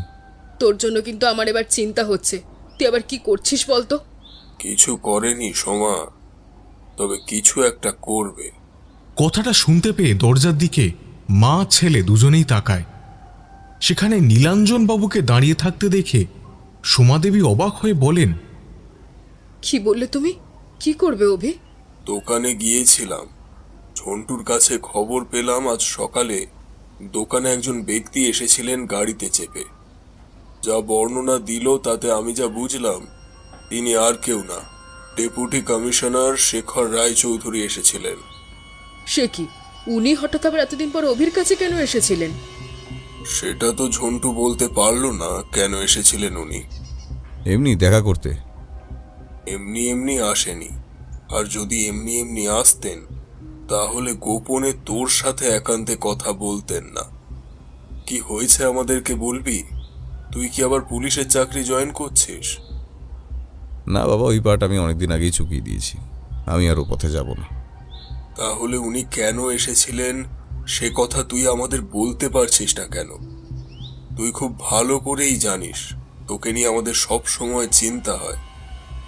রিল্যাক্স বাবা, আমি জানি তোমরা আমাকে নিয়ে সব সময় চিন্তায় থাকো, তবে বিশ্বাস রাখতে পারো আমি পুলিশের চাকরিতে ফিরছি না। উনি একটা হেল্প চাইতে এসেছিলেন। হেল্প? কিসের হেল্প? ওনার ছেলেকে নির্দোষ প্রমাণ করতে হবে। কি করেছে ওনার ছেলে? বাবা, ওর নাম আবির, আবির শেখর স্যারের ছেলে। আবির ড্রাগ কেসে কোনো রকমভাবে জড়িয়ে পড়েছে, আর সেই রহস্যটা উন্মোচন করতে হবে। আমাকে স্যার অনেক করে রিকোয়েস্ট করেছেন। তুই কি করবি? তোর হাতে তো আর কোনো ক্ষমতা নেই, কোনো সোর্স নেই, তাহলে তুই কি করবি? এখনো পর্যন্ত কিছু ভাবিনি। ওসব করার দরকার নেই, তুই যেমন আছিস বাবা ওরকমই থাক না রে। আর ওদিকে যাওয়ার দরকার নেই। মিষ্টির দোকানটা তো আমাদের আছে, আমরা সাধারণ পরিবারের মানুষ, আমরা সাধারণই থাকতে চাই, আর বেশি বাড়াবাড়ি করার কোনো দরকার নেই। হ্যাঁ মা, আমি জানি, তবে আবিরের জন্য আমি এটা করছি। আবির আমাকে দাদা বলে মানত। একটা নিরপরাধ ছেলেকে তো এভাবে ছেড়ে দিতে পারি না। তাছাড়াও আবির যদি আমার নিজের ভাই হতো তাহলে তো আমি ওকে রক্ষা করতাম। ও যদি সত্যি অপরাধী হয়ে থাকে তাহলে আমি এখানে কিচ্ছু করব না, কিন্তু ও যদি নির্দোষ হয় তাহলে তো এটা অন্যায় হবে, তাই না মা? কিন্তু তুই কি করবি? তুই ভুলিস না এত বড় বড় অফিসাররা আছে, ওনারা কিছু করতে পারছে না, তুই কি করবি? অনেক বড় অফিসার আছে, কিন্তু আমি তাদের কাছে খুবই ছোট একজন। কিন্তু তাও সবটা জেনে স্যার আমার কাছে এসেছেন সাহায্য চাইতে। আমি তাই আর ওনাকে ফিরিয়ে দিতে পারিনি। মানছি ওনার সঙ্গে আমার একটা ঝামেলা আছে, কিন্তু সেটা আলাদা, আবিরের সঙ্গে নয়। আর আমি আবিরকে খুব ভালো করে চিনি, সেই রকম কাজ কখনো করতে পারবে না। তাহলে তুই কি করবি, কিছু ভেবেছিস? আমি কেস রিপোর্ট অল্প বিস্তর দেখছি, এটা একটু ভালো করে দেখতে হবে, তারপর আমি বলতে পারবো আমি কি করতে পারবো। যা করবি সাবধানে করবি। একটা বছর তোর চাকরির অবস্থাটা তো আমি দেখেছিলাম, 1 বছরের মধ্যে কতগুলো শত্রু বানিয়ে ফেলেছিলি। আমি আর চাই না তোর কোনো ক্ষতি হোক, এই আমরা ঢের ভালো আছি, আর দরকার নেই। পুলিশের চাকরিতে শত্রু থাকবেই, এটাই তো স্বাভাবিক। ছোটবেলা থেকে তুমি অন্যায়ের বিরুদ্ধে আমাকে রুখে দাঁড়াতে শিখিয়েছ, আর আজ এসে তুমি যদি বলো অন্যায় মেনে নিতে, তাহলে তো এতদিনের শিক্ষাটাই আমার ভুল হয়ে যাবে, তাই না? ঠিক আছে ঠিক আছে, আমি অত শত বুঝি না, আমি শুধু তোকে বুঝি। তোর কোনো ক্ষতি না হলেই হলো, আমাদের কিন্তু তুই ছাড়া আর কেউ নেই, এটা মাথায় রেখে কাজ করবি। ঠিক আছে মা, আমি সবটা মাথায় রেখেই কাজ করব, চিন্তা করো না। চিন্তা করো না বললেই হলো? হ্যাঁ, চিন্তা হয় না এমনটা তো হবে না। এই যে এখন কত বড় একটা চিন্তা আমার মাথার ওপর এসে বসলো বলতো। এই কেসটা যতদিন না সমাধান হচ্ছে আমার মাথা থেকে তো এই চিন্তা যাবে না, আর তুইও তো পিছু ছাড়বি না। আর ততদিন আমি চিন্তায় চিন্তায় থাকবো, আমার ভালো করে ঘুম অবধি হবে না। না, এত চিন্তা করার কিচ্ছু নেই। ঠিক আছে মা, এটাই আমার প্রথম আর শেষ। ওনাদেরকে আমি সাহায্য করব, স্যারকে আমি কথা দিয়েছি। যা ভালো বুঝিস কর, শুধু মনে রাখবি তুই ছাড়া আমাদের কিন্তু কেউ নেই, ঠিক আছে? ঠিক আছে মা। সোমাদেবী রান্নাঘরে চলে গেলেন। নীলাঞ্জনবাবু ওখানেই দাঁড়িয়েছিলেন। অভি তার বাবার দিকে তাকালে নীলাঞ্জনবাবু বলে উঠলেন, যা করবি খুব সাবধানে করিস, ঠিক আছে? আমি তোর পাশে আছি। থ্যাংক ইউ বাবা, থ্যাংক ইউ ভেরি মাচ। যা নিজের ঘরে যা, কটা দিন দোকানে যেতে হবে না। যত তাড়াতাড়ি পারিস কেসটা সলভ কর, আমি দোকানটা সামলে নেব। পারবে তো তুমি? তুই কি আমাকে বুড়ো ভাবছিস? এখনো বুড়ো হয়ে যায়নি, এখনো ছেলের বিয়েই দিতে পারলাম না, আর এখনই বুড়ো করে দিচ্ছিস? এখন তো ছেলের বিয়ে দেব, নাচ গান করবো, নাতি নাতনি হবে, তাদের সাথে খেলবো, দৌড়াবো, তারপর না হয় বুড়ো হব। এখনই আমাকে বুড়ো করে দিস না। বাবা, সব জায়গায় তোমাকে আমার বিয়ের কথাটা টানতেই হবে? হ্যাঁ হ্যাঁ হবে, টানতে হবে। 30 বছর তো হয়ে গেছে, আর কবে বিয়ে করবি? এবার করতেই হবে। এই কেসটা যত তাড়াতাড়ি পারিস সলভ কর, তারপর আমি তোর জন্য মেয়ে দেখছি। বিয়ে তোকে এই ফাল্গুনে আমি দেবই দেব। বাবা, তুমি আর আমাকে বিয়ের কথা বলে চাপ দিও না প্লিজ বাবা। চাপ দেব না, এবারে সোজা বিয়ের পিঁড়িতে গিয়ে বসাবো। কেন বাবা, আমি শান্তিতে আছি দেখে তোমার ভালো লাগছে না? না, ভালো লাগছে না। আর এ ব্যাপারে কোনো কথা বলবি না, যা নিজের ঘরে যা। তোর কথা আমরা শুনেছি, আমাদের কথাও তোকে শুনতে হবে। এবার বিয়েটা করতেই হবে। কথাগুলো বলে নীলাঞ্জনবাবু নিজের ঘরের দিকে চলে গেলেন। অভি চিন্তায় পড়ে গেল। বিয়ের কথা শুনলেই তার সব থেকে বেশি চিন্তা হয়। বাবার ঘরের দিকে তাকিয়ে দেখল তার বাবা ঘরে চলে গেছে, দরজা বন্ধ হয়ে গেছে, কিন্তু সে এখনো বসার ঘরেই দাঁড়িয়ে আছে। এমন সময় নিজের ঘরে ফোনটা বেজে উঠল। শব্দটা শুনতে পেয়ে তড়িঘড়ি করে ঘরে ছুটে গেল অভি। স্ক্রিনের ওপর দেখতে পেল শেখর রায়চৌধুরীর নামটা। রিসিভ করতেই ওপাশ থেকে শেখর স্যার বলে উঠলেন, সৌমিত্রর সাথে কথা হয়েছে? হ্যাঁ স্যার, হয়েছে। কেস হিস্ট্রি পড়েছো? না স্যার, এখনো পড়া হয়নি। সৌমিত্র পাঠিয়ে দেবে বলেছে আমার মেলে, আমি পড়ে দেখব। ঠিক আছে, কোনো আপডেট পেলে আমাকে জানিও। অবশ্যই। এখন রাখছি, কিছু বলবেন? না, এখন আর কিছু বলার নেই, রাখছি ফোনটা। ফোনটা কাটতেই অভি দেখতে পেল সৌমিত্রর মেল এসেছে। টেবিলের উপর রাখা ল্যাপটপটা নিয়ে মেলটা ওপেন করল। তাতে আবিরের কেস ফাইলটা দেখতে পেল। ফোনটা আবার বেজে উঠল। দেখা গেল সৌমিত্র ফোন করছে। অভি রিসিভ করতেই সৌমিত্র বলে উঠল, আমি কেস ফাইলটা পাঠিয়ে দিয়েছি তোর মেলে, একটু চেক করে নিবি। হ্যাঁ, আমিও তাই এখন দেখছি, পুরোটা পড়ে নিয়ে তোকে জানাবো। ঠিক আছে, রাখছি তবে। হ্যাঁ, রাখ। ফোনটা রেখে অভি কেস ফাইলটা খুব ভালোভাবে পড়তে শুরু করল। একবার নয়, দুবার নয়, একটানা 5 বার কেস ফাইল পড়েও অভি কোনো ক্লু খুঁজে পায় না। রীতিমতো চিন্তায় পড়ে যায় অভি। এবার সে কি করবে? কেসটা নিয়ে খুবই চিন্তিত হয়ে পড়ে সে। দুপুর হয়ে গিয়েছিল, তাই সোমাদেবী অভিকে খাবারের জন্য ডাক দেয়। ল্যাপটপটা বন্ধ করে অভি খাবার খেতে যায়। খাবার খেয়ে এসে আবার কেস ফাইলটা ভালো করে খুঁটিয়ে খুঁটিয়ে পড়তে শুরু করল। ডিএনএ রিপোর্টটা দেখে অভির মনে পড়ল দীপকের কথা, কিন্তু দীপকের নাম্বার তো ওর কাছে নেই। তাই আবার সৌমিত্রকে ফোন করে বলে, দীপকের ফোন নাম্বারটা আমার লাগবে। ঠিক আছে, আমি হোয়াটসঅ্যাপ করে দিচ্ছি। ওকে। ফোন কাটার কয়েক সেকেন্ডের মধ্যেই অভির ফোনে একটা নোটিফিকেশন এলো। দেখল সৌমিত্র দীপকের নাম্বারটা পাঠিয়ে দিয়েছে। নাম্বারটা প্রথমে সেভ করল, তারপরে ফোন করল। দুবার কল হওয়ার পরেও কেউ ফোন ধরল না। তাই তৃতীয়বার ফোন করতেই ওপাশে একজন রিসিভ করল। অভি বলল, হ্যালো, দীপক মিশ্র বলছেন? হ্যাঁ বলছি, আপনি কে বলছেন? আমি অভিরূপ সরকার বলছি। সরি, কে অভিরূপ সরকার? আসলে আপনাকে আমি ঠিক চিনতে পারছি না, মাফ করবেন। আমি বলছি দীপক, অভি কথা বলছি। অভি? এক মিনিট। অভি বলতে আমাদের অভি কথা বলছিস? হ্যাঁ, তোদের অভি কথা বলছি। আরে কি ব্যাপার রে তোর?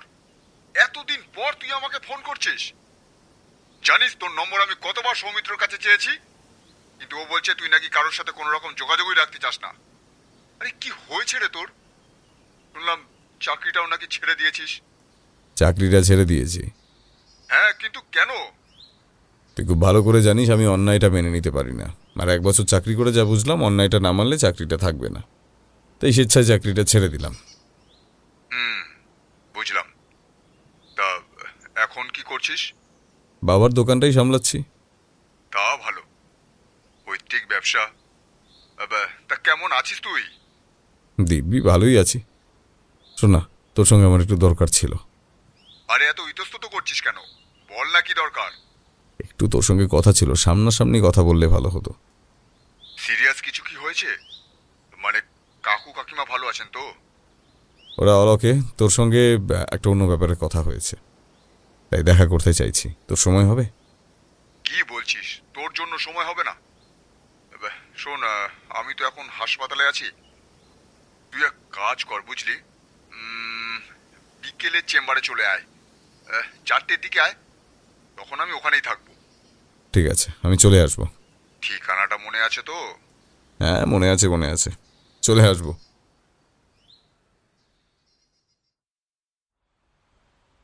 বিকেল 4টে নাগাদ অভি দীপকের চেম্বারে যায়।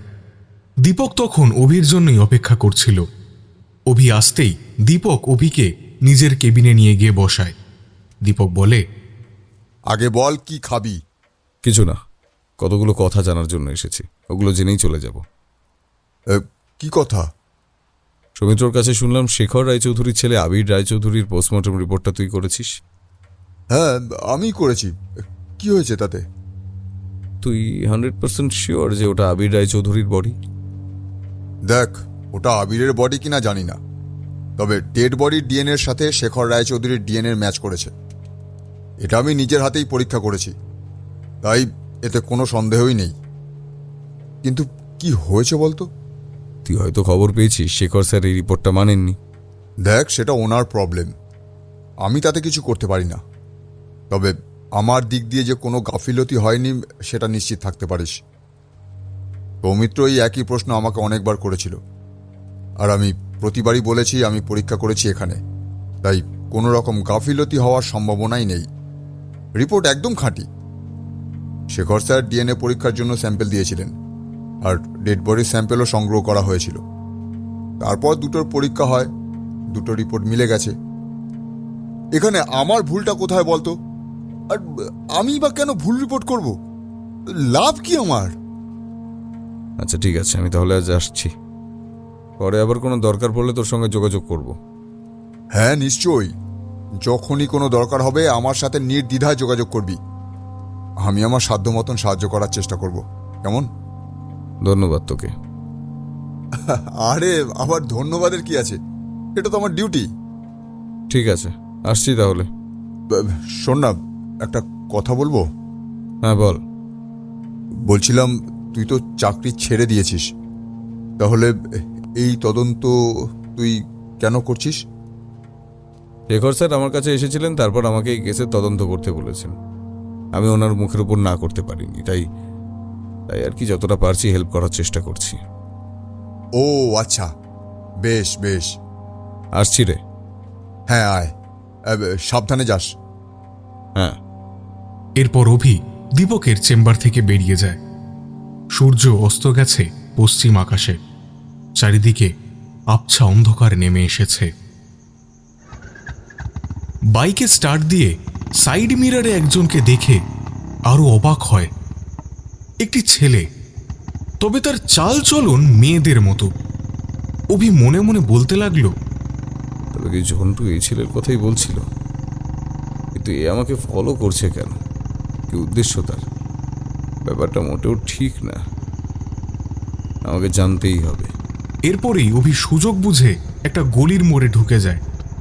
তারপর আড়াল থেকে ছেলেটিকে লক্ষ্য করে, কিন্তু বাইরে অন্ধকার নামার জন্য ছেলেটি হয়তো অভির বাইকটাকে ঠিকমতো লক্ষ্য করতে পারেনি। কিছু দূর যাওয়ার পরই ছেলেটি চারিদিকে তাকিয়ে দেখতে থাকে। অভি আড়াল থেকে দেখে বুঝতে পারে যে ছেলেটি তাকেই খোঁজার চেষ্টা করছে। আর এমনই সময় অভি ঠিক তার একদম সামনে চলে আসে। অভিকে তার খুব কাছে দেখে সে কি করবে সেটা বুঝতে পারে না, তবে এটা যে সে একদমই আশা করেনি সেটা তার মুখ দেখেই বোঝা যাচ্ছিল। ছেলেটি পাশ কাটিয়ে চলে যাচ্ছিল।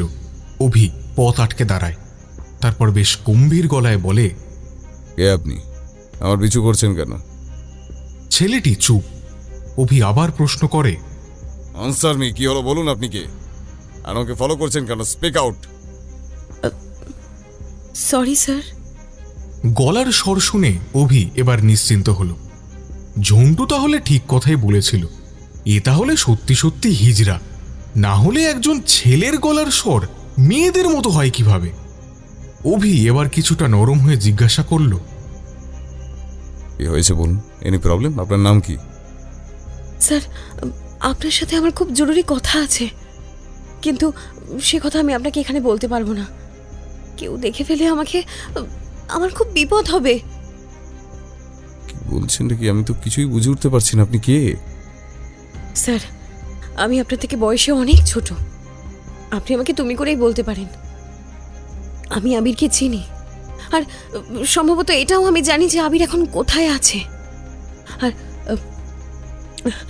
আমার নাম অম্বিকা ভৌমিক। স্যার, আমি কিন্তু মেয়ে, ছেলে নই, কিন্তু আবির আমাকে ছেলে সেজে থাকতে বলেছিল। কথাটা শুনে যেন এক মুহূর্তের মধ্যেই অভির পায়ের তলার মাটি কেঁপে উঠল। অভি কি বলবে বুঝতে পারছে না। এই মেয়ে কে? কি বলছে সে? সত্যি কি এই মেয়ে আবিরের ব্যাপারে কিছু জানে? তাহলে তো রাস্তায় দাঁড়িয়ে তার সাথে কথা বলা খুবই বিপজ্জনক। কিন্তু অভি এবার কি করবে বুঝতে পারছে না। অম্বিকা আবার বলতে শুরু করলো, স্যার, আপনাকে অনেক ইম্পর্টেন্ট কথা বলার আছে, কিন্তু আমি এখানে বলতে পারবো না। আচ্ছা বেশ, চলো আমার সঙ্গে। স্যার, আর একটা কথা, আমার কথা দয়া করে এখনই কাউকে বলবেন না। কারণ আমি কাউকেই বিশ্বাস করতে পারছি না। তাহলে আমার কাছে কেন এলে, আর আমাকে ফলোই বা করছিলে কেন? আবির একমাত্র আপনার কথা বলেছিল, অভিদা ছাড়া আর কাউকে বিশ্বাস করা যায় না। আবির নিজের বাবাকেও বিশ্বাস করেনি, তাই তো আমার কথা আবির কাউকে বলেনি। কি যে হচ্ছে আমি তো কিছুই বুঝে উঠতে পারছি না। আচ্ছা চলো, আমার বাড়িতেই চলো। না স্যার, আমি এখন কারোর সামনে আসতেই চাই না। তাহলে কথা কোথায় বলবে? রাস্তায় দাঁড়িয়ে তো কথা বলা সম্ভব নয়। জানি স্যার। বলছি, আপনার দোকানটা এখন বন্ধ আছে না খোলা আছে? হাতঘড়িতে অভি সময়টা দেখল, সন্ধ্যা 7টা বেজে গেছে। দোকান বন্ধ হয়ে যাওয়ার কথা। তাও অভি একবার তার বাবাকে ফোন করলো। হ্যালো বাবা। বল। বলছি এখন কোথায় আছো? কেন রে, কি হয়েছে? না এমনি জিজ্ঞেস করছি, ভাবছিলাম দোকানের দিকে যাব। হ্যাঁ রে, দোকান তো খোলা আছে, ভাবছি একটু পরে বন্ধ করে দেব। তুই কি আসবি? হ্যাঁ আমি একটু পরে যাব, আমার আর আধা ঘন্টা লাগবে। তুই আছিস কোথায়? বাড়ি কখন ফিরবি? তোর মা জিজ্ঞাসা করছিল। আমি চলে আসবো, কাছেই আছি, চিন্তা করো না। আচ্ছা তাড়াতাড়ি আয়, বেশি দেরি করবি না। হ্যাঁ হ্যাঁ, তুমি মাকে বলো আমি কিছুক্ষণের মধ্যেই আসছি, ঠিক আছে? আচ্ছা বেশ, ঠিক আছে। এরপর অভি ফোন কেটে অম্বিকাকে নিয়ে চিন্তায় পড়ে যায়। কোথায় যাওয়া যায় সেটাই বুঝতে পারে না। সন্ধ্যা তখন 7:15। কি করবে সেটাই ভাবতে ভাবতে অভি অম্বিকাকে বলল, চলো এবার একটা জায়গা আছে কথা বলার জন্য, গঙ্গার পার।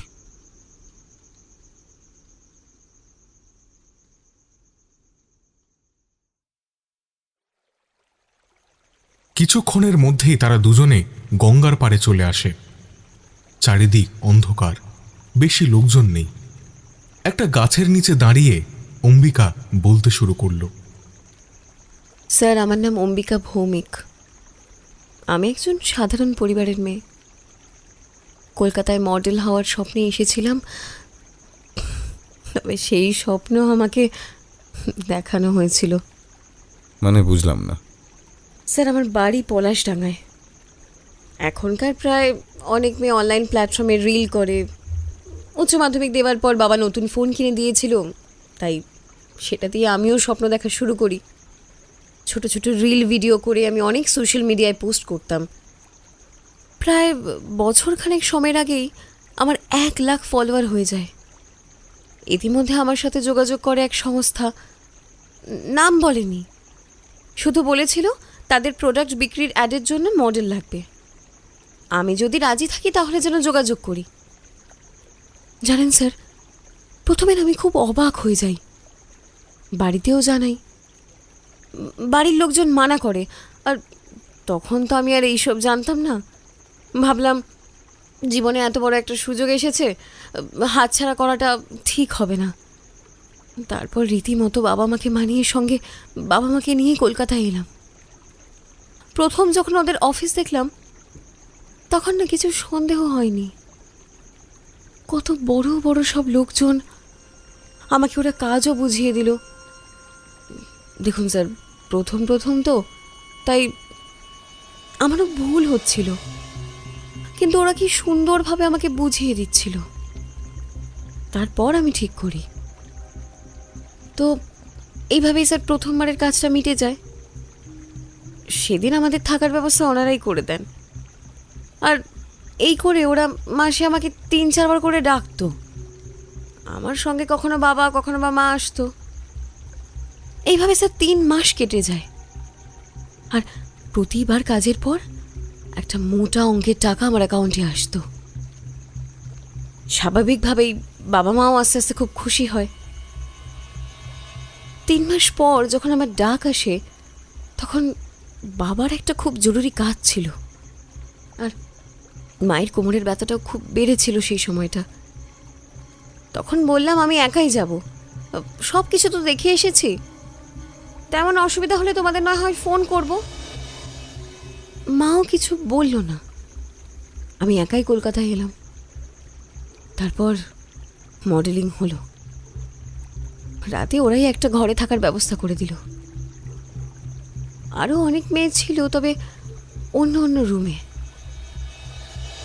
রাতে খাবার খেয়ে আমি ঘুমিয়ে পড়েছিলাম, কিন্তু সকালে যখন আমার ঘুম ভাঙলো তখন আমার শরীরটা না কেমন যেন মনে হচ্ছিল, জানেন, মানে ওই মাথাটা ঝিমঝিম করছিল। আমি ভাবছিলাম যে বোধহয় ঘুমটা ঠিক হয়নি, তার জন্য হয়তো হচ্ছে। বেলার দিকে ট্রেন চেপে বাড়ি চলে আসি। দেখুন স্যার, এত দূর পর্যন্ত সব কিছু ঠিকঠাকই চলছিল, কিন্তু তার কিছুদিন পর আমার কাছে একটা ভিডিও আসে। আর আপনি বিশ্বাস করবেন না তাতে কি ছিল। কি ছিল? একটা ভিডিও যেখানে আমি আর একটা ছেলে আমার সাথেও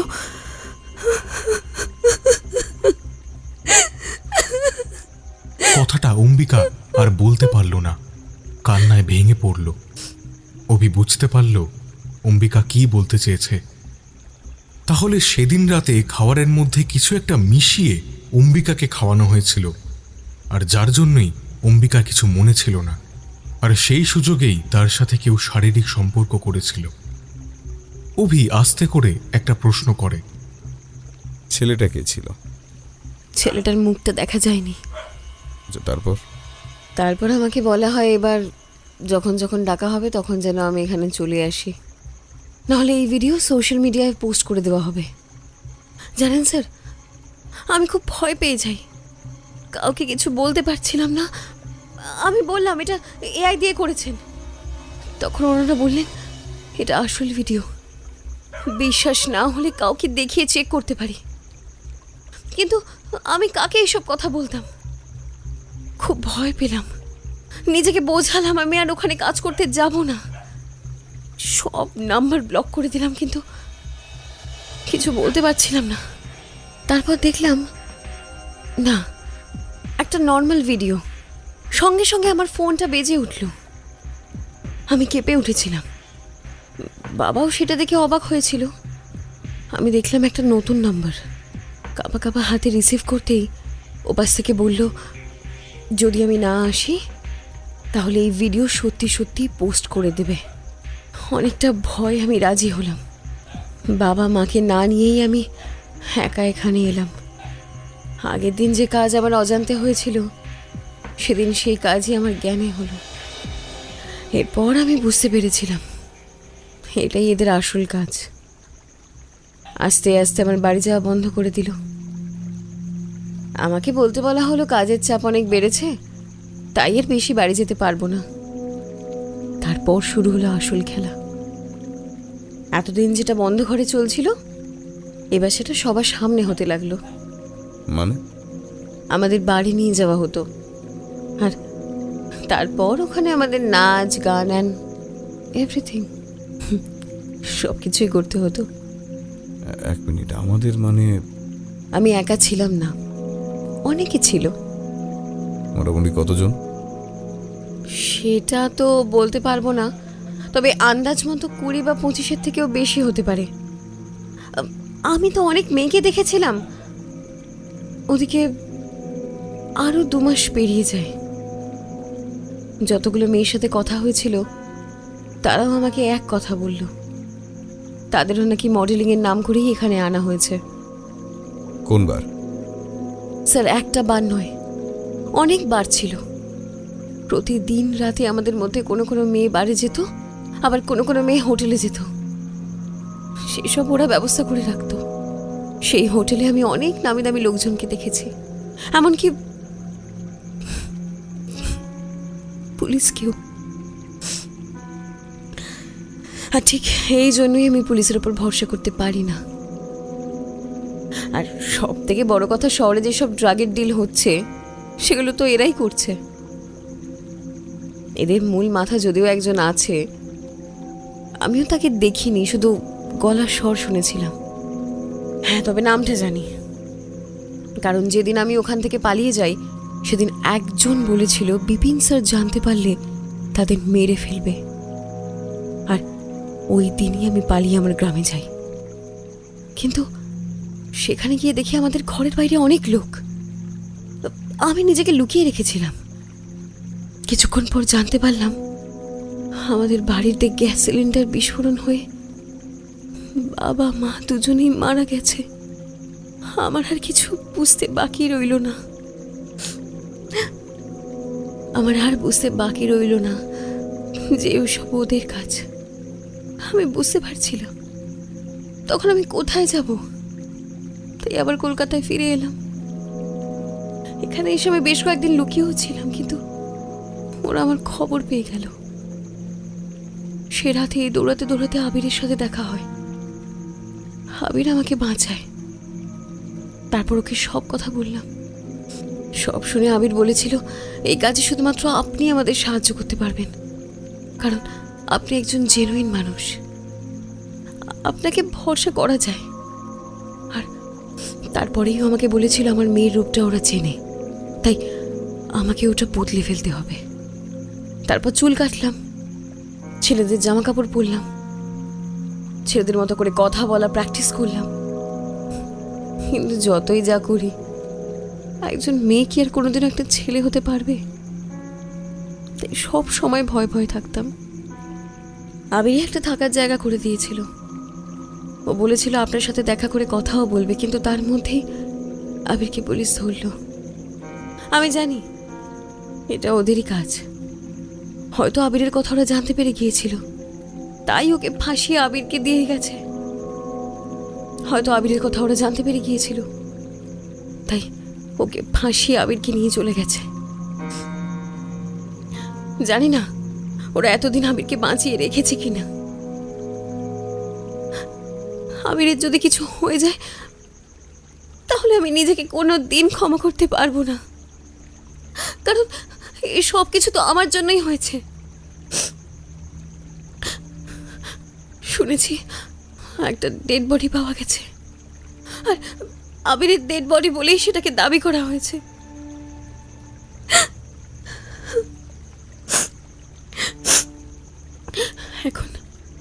এখন জানি না সত্যিই সেটা আবিরের ডেড বডি নাকি অন্য কারণ।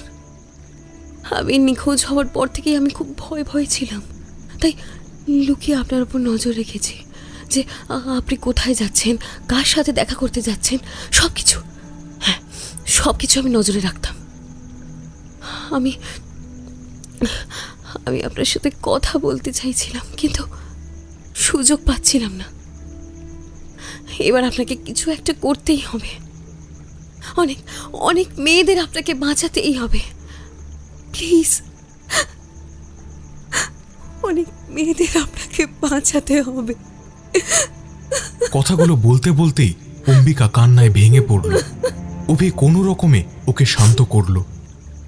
অম্বিকা আরো বলল, স্যার, আমি খবর পেয়েছি আজ কিছু মেয়েকে বাইরে পাচার করে দেবে। আপনাকে ওদেরকে বাঁচাতে হবে স্যার। কিন্তু এর জন্য তো আমাকে পুলিশের সাহায্য নিতে হবে। না স্যার, না, পুলিশ না। পুলিশকে জানালে বিপদ হবে স্যার। কিন্তু আমি একা কিভাবে করব? দেখুন, আমি বুঝতে পারছি আপনি একা পারবেন না, কিন্তু বিশ্বাস করুন, আমি সত্যি বলছি, এই কাজে পুলিশ জড়িত আছে। কিন্তু কারা কারা আছে আমি সেটা জানি না। তুমি আমার উপর ভরসা রাখতে পারো, কিন্তু তার আগে তোমাকে একটা সুরক্ষিত জায়গায় রাখতে হবে। চলো আমার সঙ্গে। কোথায়? আমার বাড়িতে। ভয় পাওয়ার কিচ্ছু নেই, ঠিক আছে? আমি সবটা সামলে নেব। অভি অম্বিকাকে নিয়ে নিজেদের বাড়িতে যায়। নীলাঞ্জনা সোমা তাকে দেখে ভারী অবাক হয়। বাবা, ওর নাম সুমন, আমাদের বাড়িতে কটা দিন থাকবে, তারপর চলে যাবে। সোমা দেবী অম্বিকাকে বেশ সন্দেহের দৃষ্টিতে দেখতে থাকে। অভির ছেলে বললেও সোমা দেবী কিছুতেই সেটা বিশ্বাস করতে চান না। তার কারণ সুমনের হাঁটা চলা। অভি বুঝেছিল যে অম্বিকা কথা বললেই ধরা পড়ে যাবে, তাই অভি আগেই বলে দিয়েছে যে সুমন কথা বলতে পারে না। তাই কেউ সুমনের সাথে আর কথা বলে না। সেদিন একটু রাতের দিকে নীলাঞ্জনবাবু ছেলের ঘরে গেল। অভি তার বাবাকে দেখে বেশ অবাক হয়। এমনি দিনে নীলাঞ্জনবাবু এতক্ষণে খেয়ে দিয়ে ঘুমিয়ে পড়েন, কিন্তু সুমন আসার জন্য নীলাঞ্জন বাবু আর সোমাদেবীর দুজনের চোখের ঘুম উড়ে গেছে। নীলাঞ্জন বাবু ছেলের কাছে এসে বসলেন। অভি তখন তার ল্যাপটপে কাজ করছিল। বাবাকে একটু অস্থির দেখে অভি প্রশ্ন করল, কি হয়েছে বাবা? না মানে একটা কথা জানতে এসেছিলাম। কি কথা? না, কথাটা কিভাবে বলবো সেটাই ভাবছি। কেন বাবা, কি হয়েছে বলো? না মানে তোর মাও জিজ্ঞাসা করছিল। কি জিজ্ঞাসা করছিল? না মানে কি তখন থেকে মানে মানে করছো, কি হয়েছে বলো আমাকে। না মানে তোর মেয়ে মানুষ পছন্দ না ছেলে? হ্যাঁ, কি বললে তুমি? না মানে তোর মাও জিজ্ঞাসা করছিল এই কথা। আসলে আজকে তুই একটা ছেলেকে নিয়ে এসেছিলি তো, তারপর কে ও কেন এসেছে সেসব তো কিছুই বললি না। তাই আমাদের মনে হলো যে না মানে এখন তো এইসব দেখা যায়, তাই একটু টেনশন হচ্ছে আমাদের। বলা তো যায় না, শেষে তোর ছেলে পছন্দ, তাই তো? না এটা বলছি না। তুমি এটাই বলছো, আমি সব বুঝতে পারছি, কিন্তু তুমি এটা ভাবলে কিভাবে? না মানে আর মানে মানে করতে হবে না, যাও নিজের ঘরে গিয়ে ঘুমিয়ে পড়ো, আর মাকেও ঘুমোতে দাও। নীলাঞ্জন বাবু চলে গেলেন। অভি তার বাবার অবস্থা দেখে খুবই ভয় পেল। নিজের কপালে চাপড় মেরে বলে উঠল, হায় ঈশ্বর, এখন কি আমাকে বিয়ে করে প্রমাণ দিতে হবে? ভালো লাগে না।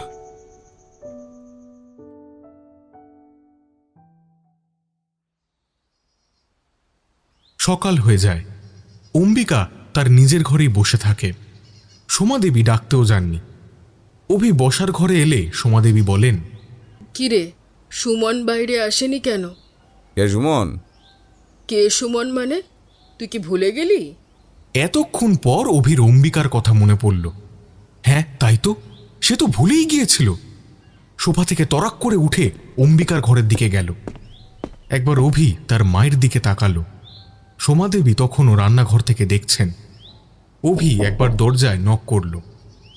অম্বিকা দরজা খুলতেই অভি বলল, হাত মুখ ধুয়েছ তো? আচ্ছা তাহলে খাবার খেতে এসো। অম্বিকাও তাই করল। এদিকে খাবার টেবিলে অভি, অম্বিকা আর সোমাদেবী খাবার খাচ্ছে। কিন্তু সোমাদেবী সেই তখন থেকে অম্বিকার দিকেই তাকিয়ে আছে। সোমাদেবী এবার তাড়াতাড়ি খেয়ে উঠে চলে গেল। নীলাঞ্জনবাবু সকালেই দোকানে চলে গেছেন। অভি কটা দিন দোকানে যাবে না। সে বেলার দিকে একবার বেরিয়েছিল। অম্বিকা তখন ঘরে ছিল। সোমাদেবী সব সময় অম্বিকা ওরফে সুমনকে নজরে নজরে রেখেছে। সৌমিত্রর সাথে দেখা করে সব প্ল্যান করে নেয়। তখন সৌমিত্র বলে, মেয়েটাকে বাড়িতে একা রেখে এলি? যদি পালিয়ে যায়? সিসিটিভি ক্যামেরা বসানো আছে। বাড়িতে সিসিটিভি লাগিয়েছিস? আমার মায়ের থেকেও বড় সিসিটিভি লাগবে না। জানিস কাল কি হয়েছিল? বাবা মা দুজনেই ভেবে নিয়েছে আমি ছেলে পছন্দ করি। কথাটা শুনেই সৌমিত্র হেসে উঠল। রাগী চোখে অভি সৌমিত্রর দিকে তাকিয়ে বলে, তোর হাসি পাচ্ছে? বিয়েটা এবার মনে হয় বাবা মা দিয়েই ছাড়বে। ভালোই হবে, দুই বন্ধু তাহলে এক মণ্ডপে বিয়ে করে নেব। হ্যাঁ, তোর আর কি। আমার কিন্তু হেভি মজা হচ্ছে। Just imagine. ইমাজিন করতে হবে না, এখন বল কি করবি? তুই কাল যা বলেছিলি তাতে আমি লোক লাগিয়ে দিয়েছি। পুলিশের কাউকে বলিনি। আচ্ছা, আজকের মধ্যেই সব খবর পেয়ে যাব আশা করছি। আমি তাহলে আসছি। হ্যাঁ যা।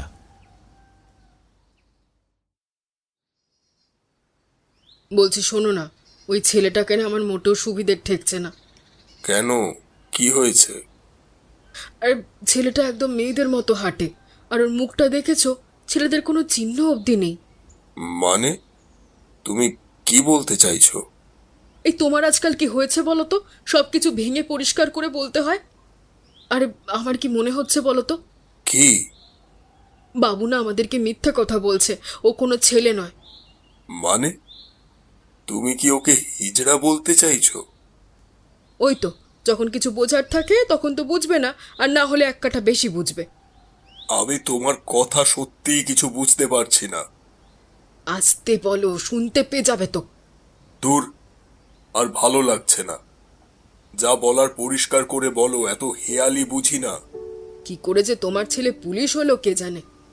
তোমার জন্য হয়েছে তো, তুমি তো ঝাঁসির রানী লক্ষ্মীবাই। ফালতু কথা না বলে আমি যেটা বলছি সেটা শোনো, একটাও কথা বলবে না। জো হুকুম মেরে আকা। আবার আর কি?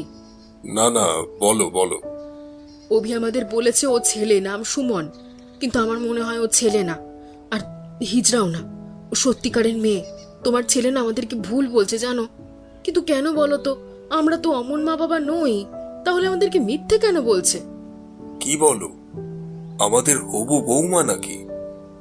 তুমি না একটু বেশি বোঝো, এই বেশি বোঝাটা বন্ধ করো। তোমার গুণধর ছেলে এলে আগে ওকে জিজ্ঞাসা করো, সত্যিটা জানতেই হবে।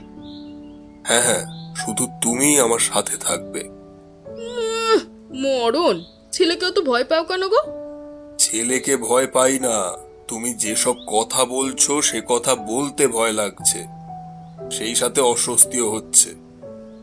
আর এমন সময় নীলাঞ্জনবাবু দরজার দিকে তাকিয়ে দেখল অভি দাঁড়িয়ে আছে।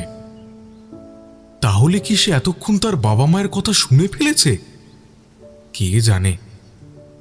সোমাদেবী আর নীলাঞ্জনবাবু দুজনেই দুজনের দিকে তাকালো। কিছু বলার আগেই অভি বলতে বলতে নিজের ঘরে চলে গেল। আমি স্নান সেরে আসছি, খুব খিদে পেয়েছে। নীলাঞ্জনবাবু আর সোমাদেবী কিছুই বলতে পারলেন না। ওদিকে অভি নিজের ঘরে গিয়ে রীতিমতো অবাক। অভি বলে উঠল, অম্বিকাকে এখানে রাখা যাবে না, নাহলে যা বুঝছি খুব তাড়াতাড়ি আমার বিয়ের সানাই বাজলো বলে। কোনো রকমে অভি দুপুরের খাবার খেয়ে নিজের ঘরে চলে যায়। ওদিকে অম্বিকাকে তার ঘরে খাবার পাঠিয়ে দিয়েছে। অম্বিকা যত তার বাবা মায়ের সামনে আসবে ততই অসুবিধা। ঘরে যেতেই অভির ফোনটা বেজে উঠল। কানে নিতেই অভি একেবারে শান্ত হয়ে গেল। তারপর কিছুক্ষণ কথা বলে ফোনটা রেখে দিল। দুপুরে সবাই ঘুমাচ্ছিল। এমন সময় অভি ঘর থেকে বেরিয়ে যায় কাউকে কিছু না বলে। সৌমিত্রর সাথে দেখা করে বাকি প্ল্যান করে নেয়। এর মাঝে অভি বাড়িতে ফোন করে বলেও দিয়েছে যে তার ফিরতে দেরি হবে।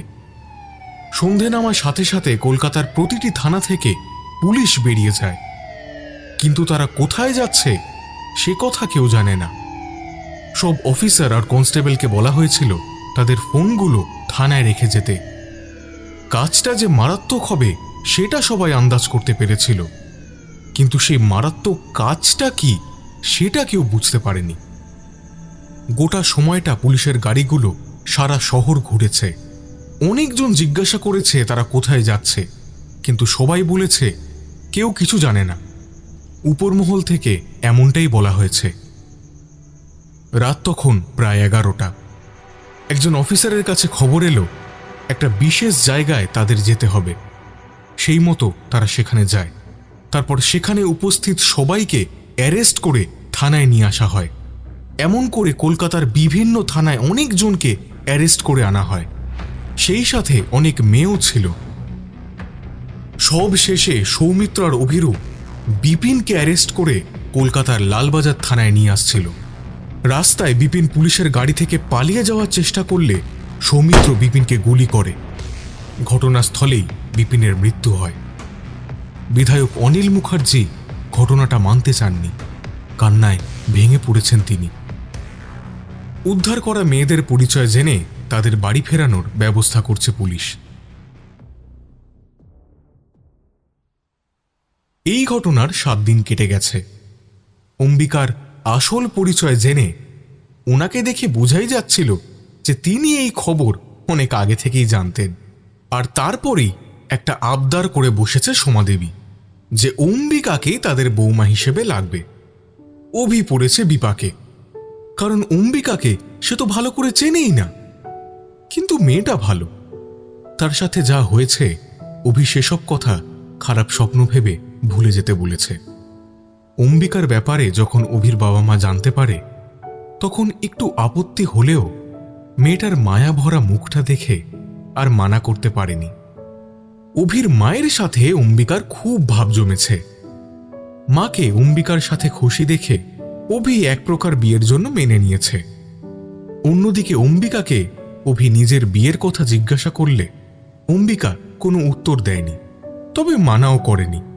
তাই অভির পরিবার অভির বিয়ের তোড়জোড় শুরু করেছে। এরই মধ্যে একদিন শেখর স্যার অভি আর সৌমিত্রকে তার বাড়িতে ডেকে পাঠায়। অভি বলে, দুঃখিত স্যার, আমরা আবিরের কোনো খবর পাইনি।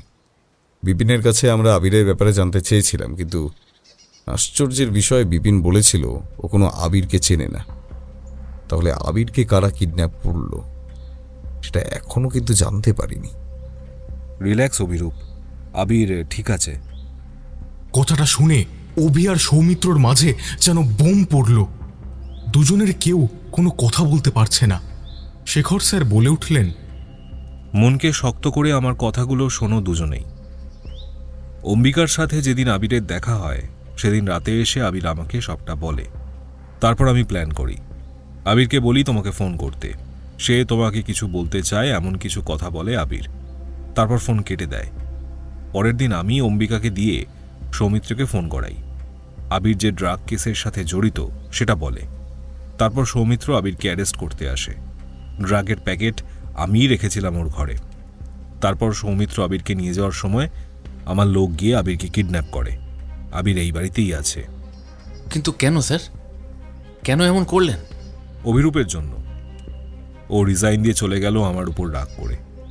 সেদিন বিপিন যথেষ্ট প্রমাণের অভাবে আইনের হাত থেকে বেঁচে গিয়েছিল, কিন্তু এবার না। আবির যখন জানলো এইসবের পেছনে বিপিনের হাত আছে, তখনই ভেবে নিলাম এই কেস অভিরূপের হাতেই সমাধান হবে। আর আমি এটাও জানতাম যে অভিরূপ এমনি এমনি রাজি হবে না, খুব জেদি ছেলে কিনা। তাই আবিরের নামে ওকে ইমোশনাল ব্ল্যাকমেল করলাম। শিওর বলছি, আমি যদি ওকে গিয়ে বলতাম একটা মেয়ে এসে বিপিনের ব্যাপারে এইসব বলছে, তোমাকে হেল্প করতে হবে, অভিরূপ কিছুতেই রাজি হতো না। তাহলে ডিএনএ রিপোর্ট কিভাবে মিলে গেল? হাসপাতালের একজন নার্সকে কাজে লাগিয়েছিলাম। সে মৃত ডেড বডির স্যাম্পেলের সাথে বদলে দিয়েছিল। ওখানে আবিরের স্যাম্পেল ছিল, তাই মিলে গিয়েছিল। কিন্তু বডি কোথা থেকে সংগ্রহ করেছিলেন? সৌমিত্র, তুমি কি জানো না যে পুলিশ সব থেকে বড় গুন্ডা? বডি জোগাড় করা কি আমার পক্ষে খুব জটিল? বাদ দাও সব কথা, বাকিটা শোনো। শহরে যে ড্রাগ ডিল হচ্ছে এ খবরও আমার কাছে ছিল, কিন্তু প্রমাণ নেই। এবার এতগুলো মেয়ে ওর বিরুদ্ধে সাক্ষী দিয়েছিল, ওকে আর কেউ বাঁচাতে পারত না। কিন্তু কি আর করা যাবে, ভাগ্যে তার অন্য কিছু লেখা ছিল, তাই ওভাবে মরতে হলো। কথাটা শুনে অভি আর সৌমিত্র দুজন দুজনের দিকে তাকালো। সেদিনের ছবিটা দুজনের চোখের সামনে ফুটে উঠল। পুলিশের গাড়ি থেকে বিপিন পালাতে চায়নি। বিপিন খুব ভালো করেই জানতো যে তার বাবা তাকে বাঁচিয়ে নেবে, কিন্তু অভি সেই সুযোগটা আর বিপিনকে দিতে চায়নি। বিপিনকে গাড়ি থেকে নামিয়ে দূরে দাঁড়িয়ে অভি নিজের হাতে সৌমিত্র রিভলভার দিয়ে গুলি করেছিল। শেখর স্যার হঠাৎ বলে উঠলেন, এখন এবার এটা বলো না যে বিপিনের পালানোটা নাটক ছিল। কথাটা বলেই শেখর স্যার হেসে উঠলে অভি কিছু বলতেই যাচ্ছিল, তখন শেখর স্যার বললেন, থামো থামো, আমি তোমাদের স্যার। প্ল্যান শুরু আমি না, তোমরাও করতে পারো। কি ঠিক বলছি তো? আর গুলিটা অভিরূপ করেছিল, তাই তো? সাব্বাস, আমি জানতাম কখনো কখনো পাপীকে এইভাবেও শাস্তি দিতে হয় মাই চাইল্ড। অভিরূপ, এবার আর একটা কথা তোমাকে আমার রাখতেই হবে। আরো কথা? কি কথা? চাকরিতে জয়েন করো। তোমার মতো অফিসার ডিপার্টমেন্টে খুব দরকার, না হলে জঞ্জাল সাফাই হবে কিভাবে? কিন্তু আমি তো রিজাইন করে দিয়েছি। আমি তোমার রেজিগনেশন লেটার এখনো জমা করিনি, আমার কাছেই আছে। টেবিলের ড্রয়ার টেনে একটি খাম বার করল, তারপর সেটা অভির হাতে দিয়ে শেখর স্যার বললেন, নাও, এটা ছিঁড়ে ফেলো, আর কাল থেকেই অফিস জয়েন করো। আর কোনো ছুটি নয়। তারপর দুই বন্ধু মিলে শহরটা অপরাধমুক্ত করে ফেলো। কিন্তু স্যার, আমাদের তো ছুটি লাগবে, সামনে বিয়ে। সে তো তুমি পাবে, কিন্তু অভিরূপ পাবে না। কিন্তু স্যার, অভিও তো বিয়ে করছে। কি বলছো তুমি? কবে বিয়ে? কই, আমি তো খবর পাইনি। আমাদের একই দিনে বিয়ে স্যার। সে কি? মেয়ে কোথাকার? দুজনেই চুপ। আর তখনই আবির বেরিয়ে এলো তার ঘর থেকে। সে বলে উঠল, বাবা, অবিদার বিয়ে অম্বিকার সাথে হচ্ছে। এ কি কাণ্ড! শেষমেশ তাহলে অভি বিয়ে করছে? ঠিক আছে, ঠিক আছে, বিয়ের জন্য 2টি ছুটি মঞ্জুর করা হবে। বিয়ে বলে কথা, 2বার নয়, 5বার নয়, 1বার বিয়ে হবে, ছুটি তো দিতেই হবে। তারপর সবাই একসাথে হাসতে লাগলো। ভিডিওটি যদি আপনার ভালো লেগে থাকে তাহলে লাইক করুন, আর তার সঙ্গে হাইপ দিতে ভুলবেন না। এখনও পর্যন্ত যদি আমাদের চ্যানেলটিকে সাবস্ক্রাইব না করে থাকেন তাহলে এই রকমই আরও রহস্য রোমাঞ্চ গল্প শুনতে এক্ষুনি আমাদের চ্যানেলটি সাবস্ক্রাইব করুন, আর পাশে থাকা বেল আইকনে ক্লিক করে নোটিফিকেশন অন করে নিতে কিন্তু ভুলবেন না। খুব তাড়াতাড়ি আমরা আবার ফিরছি নতুন গল্প নিয়ে।